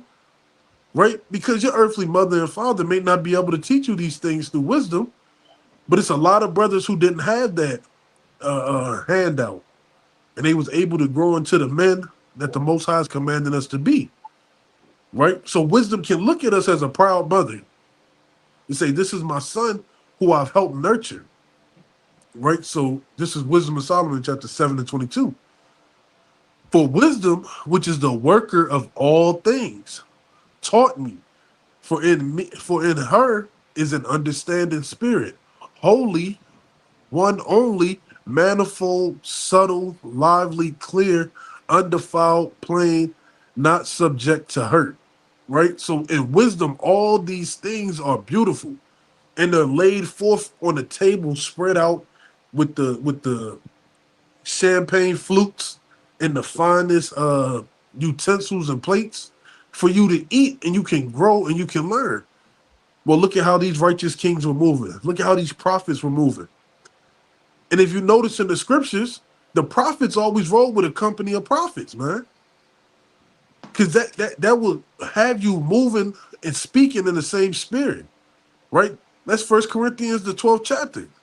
How we're all the body of Yahweh Shai.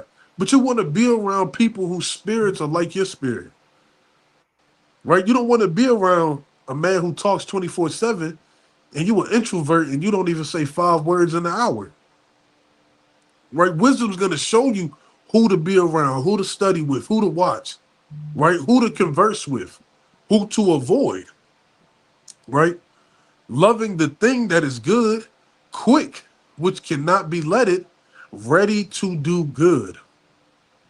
So if you're truly moving in the spirit of Yahweh Shem Yahushai, wisdom is going to be made manifest by your actions, right? The fruit is going to declare the tree, right? And you can discern whose heart's really not with wisdom.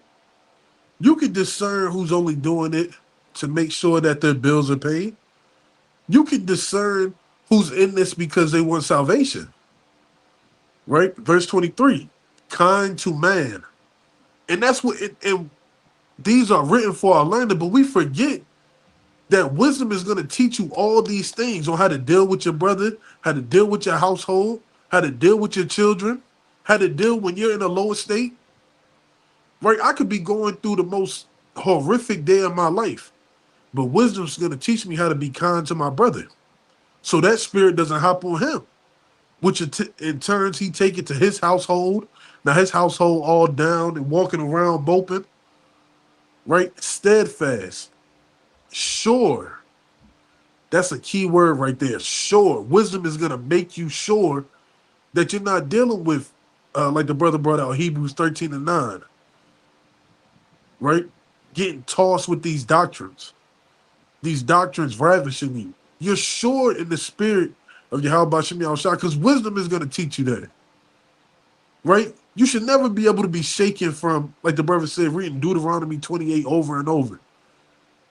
Right? Well, maybe not all Israelites will fit the curses. Maybe some.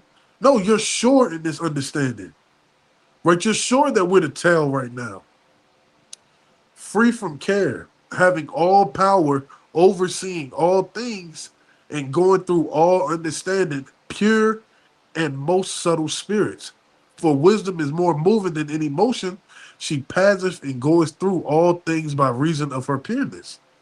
So as wisdom is moving, she's going to direct your paths unto more people who are sincere. More people who are seeking to see the face of Yahweh Shem Yahushua. More people who are denying the lust of the flesh. More people who are denying the unfruitful works of darkness. For she is the breath of the power of Yahweh, and her pure influence flowing from the glory of the Almighty. Therefore can no undefiled thing fall into her. So if you're truly pure with wisdom, knowledge, understanding, no undefiled thing is going to fall into your presence. No undefiled thing is going to come and interrupt that straight and narrow path that the Most High set you on. Your eye being singular and you worried about this doctrine and that doctrine, that's not going to happen if your heart is right with the Most High and you're trusting in the wisdom of Yahweh Shem Yahushua. Right? 2 more precepts. For she is the brightness of the everlasting light, the unspotted mirror of the power of God, and the image of his goodness. Right? That's Hebrews 1:3. That's talking about Yahushua. Right? He's the brightness of the Lord. Right? The brightness of the light, of understanding, unspotted. And being but one, she can do all things and remaining in herself, she maketh all things new, and in all ages enter into holy souls. She maketh them friends of Yahweh and prophets. So she maketh those who are pure, right, who want to remain in the sight of wisdom, friends of the Most High and of prophets, right? I don't know about anybody else. I know these brothers, but anybody watching this, I want to be friends with the Most High and prophets. I want to be around those who can edify me. So I'm going to stay in wisdom. And where's wisdom? Right here.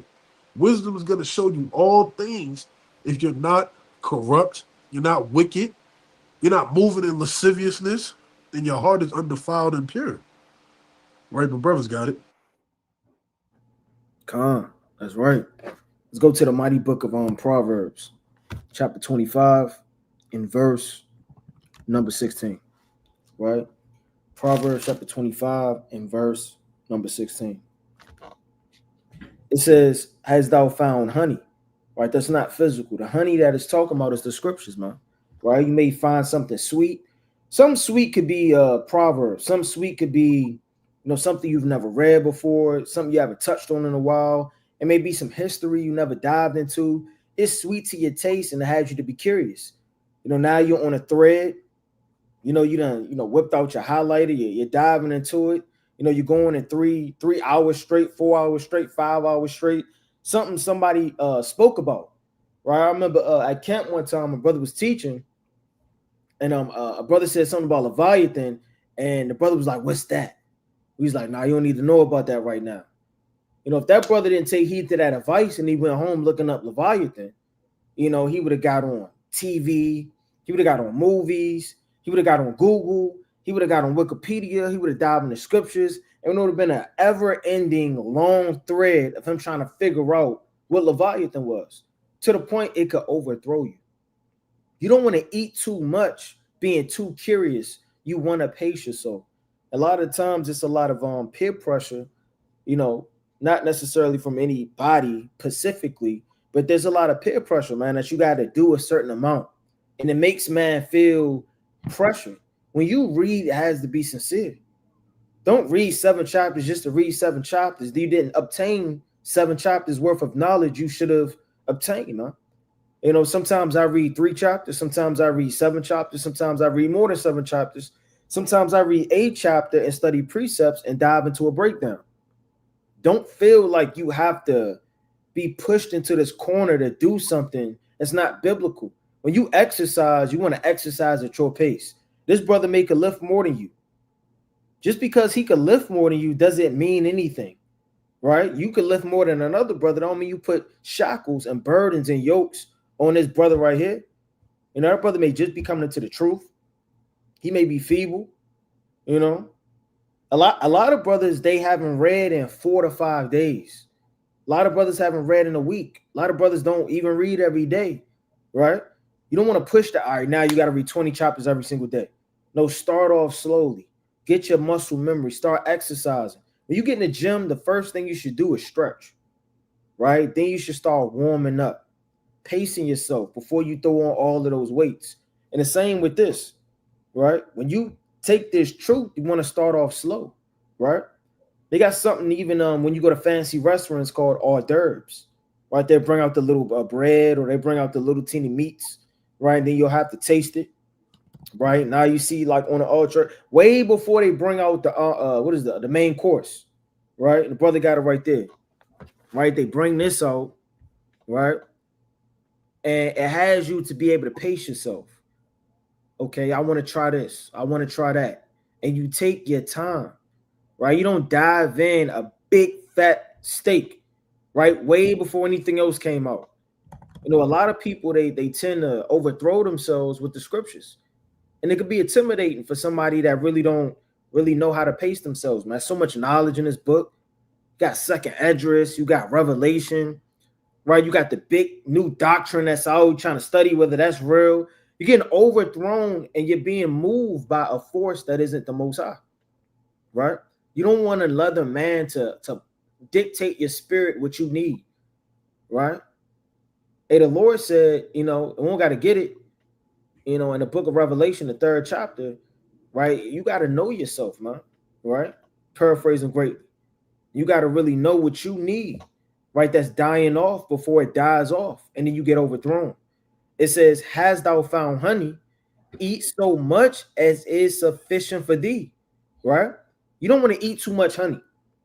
Right? It's a such thing as drowning your body and drinking too much water.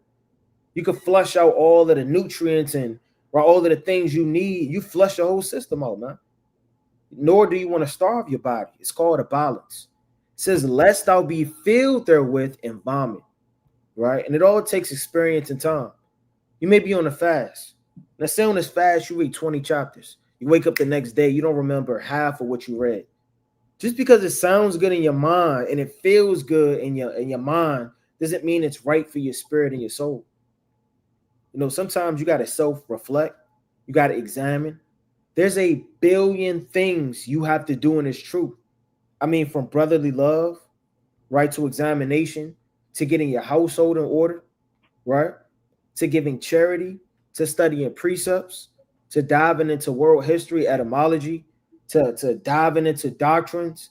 There's so much. You want to make sure that your plate is well-rounded. You don't want to just feast on meats, right, all day long and overthrow yourself.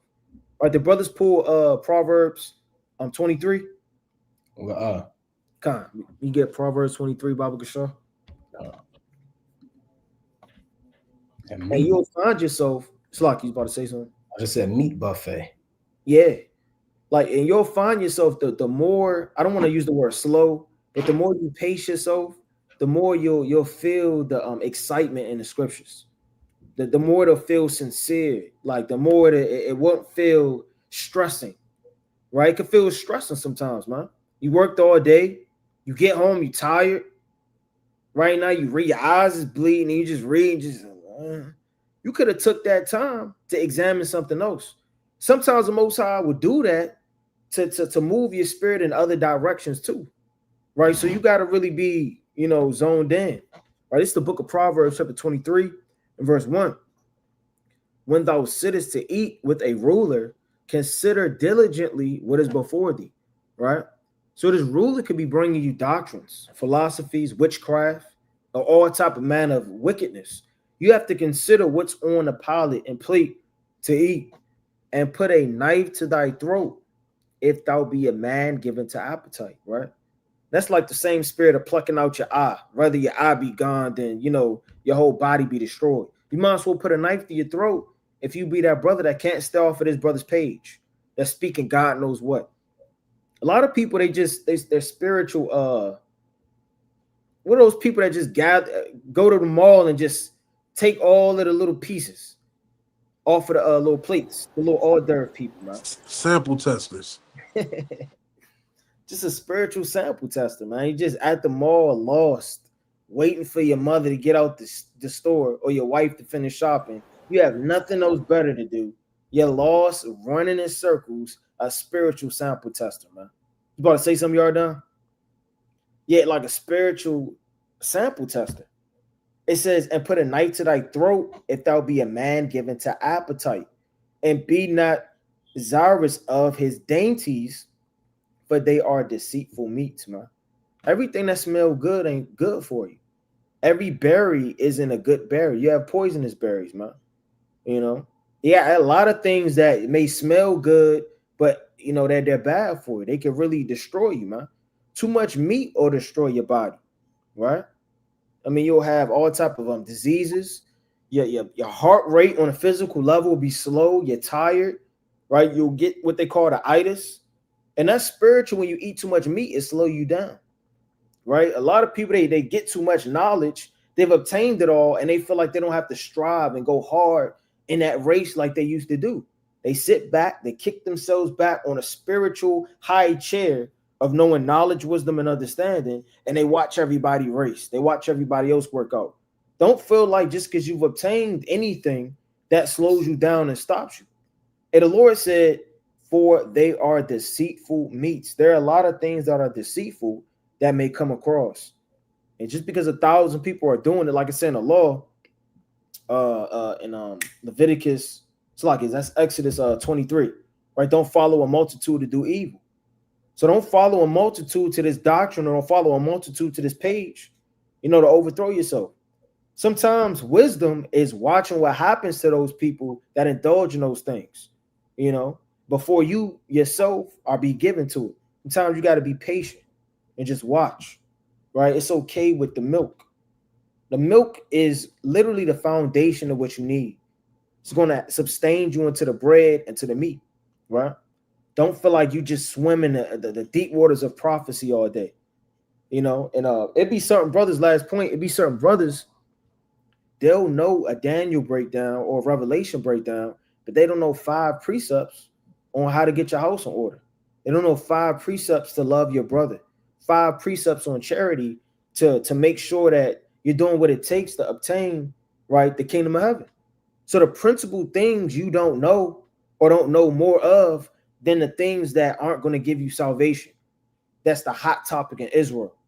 So make sure how you eat, is sufficient unto the Lord. Brothers got it. Can brothers hear me? Con.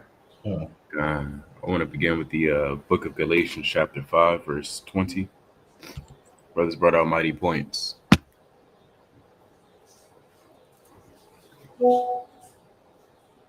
It reads, instead of verse 19, now the works of the flesh are manifest, which are these: adultery, fornication, uncleanness, lasciviousness, idolatry, witchcraft, hatred, variance, emulation, wrath, strife, seditions, and heresy. But the main word that I want to highlight is emulation. If you can Google that for brothers, because it turns into a spirit of emulating. And that's the spirit that's shamed upon even in a world when you just try so hard to be like somebody else when you're not them. That's why they say in the world, be yourself, right? To that extent. That's like going to a cookout and then you looking at everybody's plates, or you at dinner, your eyes is on another man's plate. I mean, not everybody's able to eat the same thing. And as far as false doctrines, like the brothers mentioned, you got to discern what's good meat and bad meat. Some meat has a smell. That's in the book of Job as well. My word, the words will be tried, even as meat. So I want to get another one in Sirach chapter 5, verse 9, where it reads this: Winnow not with every wind, and go not into every way. For so doth the sinner that hath the double tongue. So you got to remember too, even in Ecclesiastes, the wind, it goes in a circle. It's going to go in the south, the north, the east, and the west. The wind goes and moves every way, and so doth the sinner. And so when you going this way for understanding and that way towards understanding, and this way in the north and the east, you're going to become confused and drunk. That's the easiest way to become drunk, because the sinner's doing the exact same thing.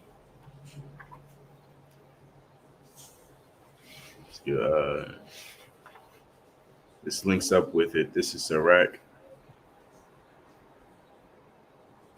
21 and verse 14. And there are some men that just follow other men just in name and notoriety. Oh, all those views, I'm joining. Oh, all of this, I'm there. It's not even sincere. This is Sirach 21 and verse 12. Let's say. Yeah, 12.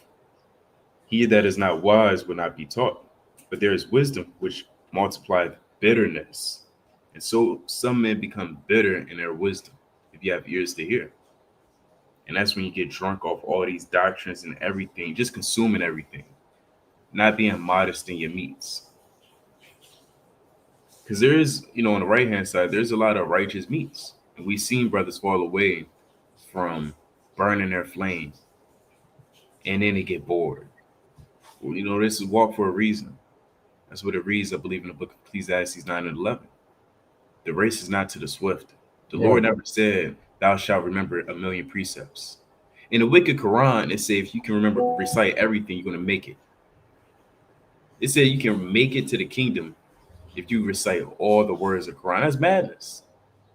The Lord would never put that much pressure on Israel hey, if you want to make it to the kingdom, remember every single word out the book. I mean, it's madness. But reading on in verse 14, the inner parts of a fool are like a broken vessel, and he will hold no knowledge as long as he liveth. And so you got to be wise in how you balance things in your life as well, as far as studying and reading and self-examination, alms, charity, all the fruits and labor in the Lord. And remember that there's different vineyards that you can labor in and seek certain knowledge in through the Spirit on the right hand side, of course. You have an apple vineyard with the trees, right? Then you have grapes, and then you have, other different diverse fruits that's beneficial and can nourish your body. And some men, they're not satisfied with that. So they go to the city over or the town over. That was the spirit of Diotrephes. He sought the preeminence, just seeking more and more. His name means Zeus nourished, if I'm not mistaken, which is crazy in itself. So I get two more, Lord willing. Oh, I'm gonna grab the book of Sirach 37 and verse 19. oh.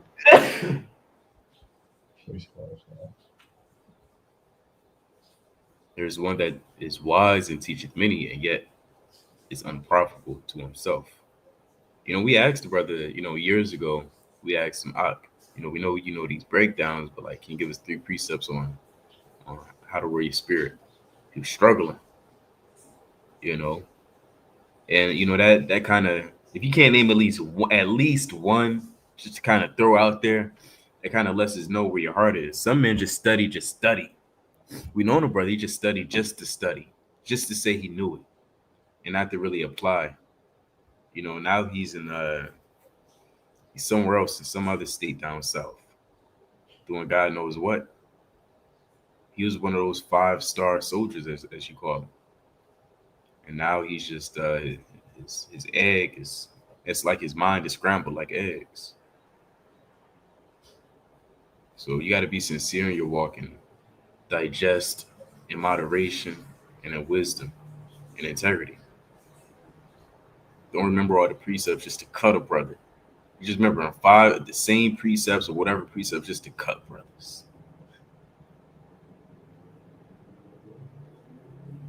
Or precepts just to get the ladies. Whatever precepts that may be. And wisdom is so like wine, and you look like wine. Can I take a sip of you? Whatever Jake say. I don't know what Jake says. But brothers know who they are. Brothers abuse wisdom and what the Lord gave us. Just abuse it. That you got it, kind of. Yeah, to that point, for money, and all type of gain. But you got it. There was a man in Acts the 13th chapter.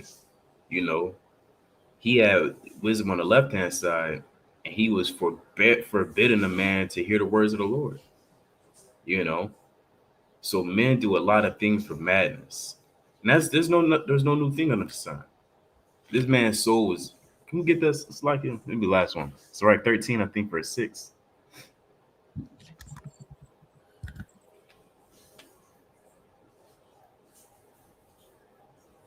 Yeah. And when verse 6. And when they had gone through the isles of Paphos, they found a certain sorcerer, a false prophet, a Jew, whose name was Bar Yahushua, which was with the deputy of the country, Sergius Paulus, a prudent man, who called for Barnabas and Saul and desired to hear the word of God. So here he is waiting. He's desiring. He's searching and seeking, like it says in Sirach 6. But in verse 8, but Elimas, the sorcerer, for so is his name by interpretation, withstood him, seeking to turn away the deputy from the faith. And you got to be careful for men like that. diving in all these videos and camps and everything in between. I mean, they're trying to push you away from that which is right, from the truth. And that's surely enough what he was doing. And there's no telling what he was doing. He could have been doing this. He could have had a ball, a magic ball. I don't know, a mirror. There's no, who knows, right? Maybe he had a necklace. He did weird stuff with it. But his whole goal was to stop this man. And in verse 9, then Saul, who also was called Paul, filled with the Holy Ghost, set eyes on him and said, "O full of all subtlety and all mischief." And he knew through the Spirit. Most I was dealing with him. "Thou child of the devil, thou enemy of all righteousness, wilt thou not cease to pervert the right ways of the Lord?" And that's what some men need to be told. Right? Some men need to be told this. Are you trying to pervert all ways of the Lord? Some men don't hear that enough. Verse 11, men on YouTube all day doing crazy videos just on folly and madness. That has nothing to do with edification. Verse 11, and now behold, the hand of the Lord is upon thee, and thou shalt be blind, not seeing the sun for a season. And immediately there fell on him a mist and a darkness, and he went about seeking some to lead him by the hand. And that's scary. That's terrifying. He became blind and he just couldn't see no more, and spiritual as well. Some men who try to stop men from seeking the truth, they in themselves become blind, and now they can't see. So that was a perfect judgment. And then it reads in verse 12, finally, then the deputy, when he saw what was done, believed, being astonished at the doctrine of the Lord. See that? So with that I yield. A quick point. The law says that you can't lay a stumbling block before the blind. So that's a good precept, because he ended up becoming blind for laying a stumbling block in front of the blind, to your point. But brothers could bring out closing precepts as we wind down through the spirit and power of Yahweh Bashim Yahushua. All praise to the Most High. All praise to the Most High. Let's go to 2nd Esdras chapter 16. Let's start at verse number 73. Right? So, in conclusion, and to sum up the whole matter of this video, let's be mindful of what we intake. Let's not let the reverence of men overthrow us, and be sincere in our walk, towards the end of these days, and seek the face of Yahweh Shem Yahushua, right? Soothsayers and false prophets, right? They're not going to cease until the Most High puts an end to all wickedness in this earth. So you got to have your loins girded and ready to withstand the wiles of the devil, right? But this is 2nd Esdras chapter 16 and 74. Salaki. "Oh, hear ye, my beloved, save the Lord. Behold, the days of trouble are at hand, but I will deliver you from the same. Be ye not afraid, neither doubt, for Yahweh is your God, and a guide of them who keep my commandments and precepts, saith the Lord God. Let not your sins weigh you down, and let not your iniquities lift themselves up." Right? So now is not the time to be dwelling on, sins you did in 2022, and how you just overthrowing yourself and you're beating yourself up. It's no time to worry about how many times you sin. It's about how many times you get up and fight the good fight, right? And eschew evil and turn away from that wickedness. So you can't let your sins weigh you down, because the Most High is going to guide you if you're keeping his commandments, right? And somebody said this a long time ago, I might be misquoting it, that the Bible is going to keep you away from sin, but sin will keep you away from the Bible. So you got to weigh it in the balance. If you're going to continue to be wicked and do abominable things, the further you're going to be away from God's word, right? But if you're in the word, the more you're going to eschew evil and get away from the things that are contrary to the doctrine that we have learned, in the love that we have set our heart upon. Right? So stand bold upon your feet, gird your loins, and be not tossed to and fro. With that, I yield. Khan, let's get the classic in Revelation chapter 3, Baba Shah. Yeah, I mean, to the brother's point, summing it all up, be cautious, in what you give your mind into. Meditation is powerful. As a man thinketh, so is he. So the more you meditate, you're gonna see a brother's fruit in his actions and what he meditates on all day and night, man. Certain brothers they love to be rappers. There's no sin in it. Certain brothers love, to sing or whatever. It's like whatever you meditate on is going to really become your character and your fruit.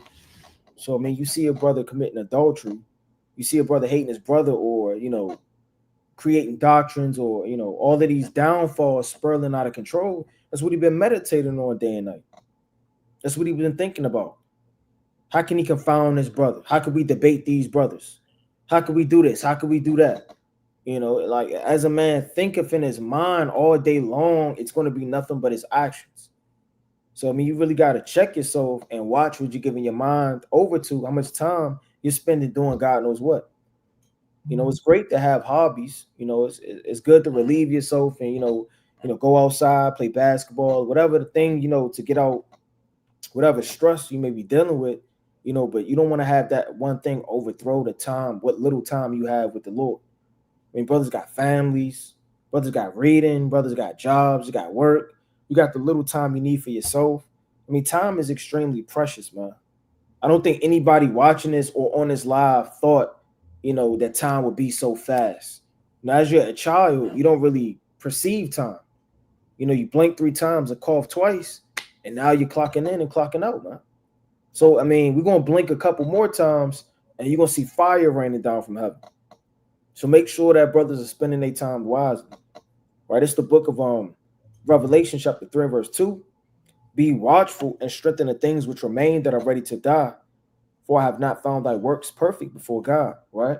And this is to the church of Sardius, and this is beautiful exhortation to strengthen things up that are lacking. It says, remember therefore how thou hast received and heard, and hold fast and repent. If therefore thou shalt not watch, I will come to thee as a thief, and thou shalt not know what hour I will come upon thee. Right? And the Lord isn't going to give you a warning, at night that he's coming. He's coming like a thief in the night. And that's physically. Even though this is figuratively, the Lord is still coming. He could blow out your candlestick tonight. You want to make sure that your mind is always occupied on repentance and sincerity, charity, and the will of the Most High. My brother's got it. John, I'm gonna grab the book of Sirach, chapter 35, verse 4. The Lord said, thou shalt not appear empty before the Lord. Right? Through the Spirit, we understand that you can't appear empty before the Most High God. For all things are to be done because of the commandments. And so when you appear before the altar, before the Most High God, you have to provide some sort of works. And that's what we labor, right? We labor in the truth. And our works and our fruits consist of course, the fruits of the Spirit: fasting, reading, praying, studying, alms, charity, self-examination, and anything really to magnify the name of the Most High God. And that's what he meant in Luke when he said, occupy till I come. These are the things that we are to occupy ourselves in, right? Not just anything, right? That's in was it Luke 19:13? Not just occupying the Game Boy all day, or playing a guitar, or playing Pac-Man, or walking your dog. Whatever your hobbies are, we can have them. That's fine. That's cool. But don't be occupied in it until the Lord comes. Don't be occupied in the things that you desire until the Most High comes. Be occupied in what the Lord desires right before he comes, because he's going to give an account, or you have to give an account of all of your works. I mean, Yahweh was watching the men put into the treasury. He was watching them. So the Lord's always watching what you put in. He was watching put in alms. It's watching men do a lot of things through the Spirit. So, we have to examine ourselves, and if need be, I actually write it down. I try to write down the things, the things we got to work on through the Spirit, and make sure, it's all equally balanced. You're reading and praying, and you're fasting, and you're studying, and your household, and everything in between. And that requires work. And that's good, because now you're not going to be occupied in folly. Now you're not going to be, just wandering towards every single wind. Right. Now, if you going towards one wind, towards another doctrine, that's because you weren't occupied. If you're going towards idolatry or the love or worshiping of whatever, that's because you weren't occupying yourself. So you got to occupy until he comes, and occupy in the field, doing the work of the Most High God. But with that, I yield. God is right. And I'm going to just do Wisdom of Solomon, the first chapter, right? I'm going to read Wisdom of Solomon, chapter 1 and 15. It reads, for righteousness is immortal, right? So repenting, coming back to Yahweh, Bashmi Awashai, keeping the commandments, and praying for discernment. A lot of brothers need to pray for discernment, right? You're praying for that job all day. That's fine, man. You got to use his word, not abuse it. You're praying for this, that, and the third, but pray for discernment. Next time you go on a fast, man, and pray that Yahweh Bashmi Awashai increases your discernment, right? That you can be able to discern the good and the bad. The Most High said in Malachi, the 3rd chapter, then shall ye be able to discern. It's like, then shall ye return and discern between the righteous and the wicked, between him that serveth God and him that serveth him not. Right? So that discernment is going to be a key factor for immortality, right? Your sincerity is going to be a key factor for immortality. Your righteousness, you're not being a respected person, to your humility. All these things are righteousness, and it's going to make you immortal in the days to come. Verse 16, but ungodly men with their works and words called it to them. For when they thought to have it to their friend, they consumed to naught and made a covenant with it, because they are worthy to take part with it. And certain brothers are worthy to believe certain doctrines, man. That's what the Most High is saying. You're worthy to believe that there's no New Testament and that Yahweh Shah is an idol. Some brothers are worthy to believe these things, man, because you have despised the counsel, right? This video was too boring for you. You logged off and you went to go watch a brother get on a so-called white man and white woman, man. Right? Brothers, I thought they were going to get on a so-called black woman. Where's the controversy? I'm not watching this. It's only, I don't know how many people are watching the live. It's only so and so many people watching the live. I only watch lives when it's 800 and up, right? These brothers don't know what they're going on. I don't see the numbers. Well, when you start falling into all of these doctrines, you're worthy of that, man. Can't nobody help you, man. That's what the Most High is saying. Righteousness is immortal, but some brothers think that they're in the right spirit until you get cast out and you make a covenant with death. And the Lord said you are worthy to take part of it. We don't want to be part of the men that are worthy to take part of death. We want to be worthy or receive the mercy of salvation, right? But with that, we're going to close up, giving, of course, our honor and glory to Yahweh. Brother Nakwam. Brother Amos. Brother Radon. Shalom, brother. Right. Shalom.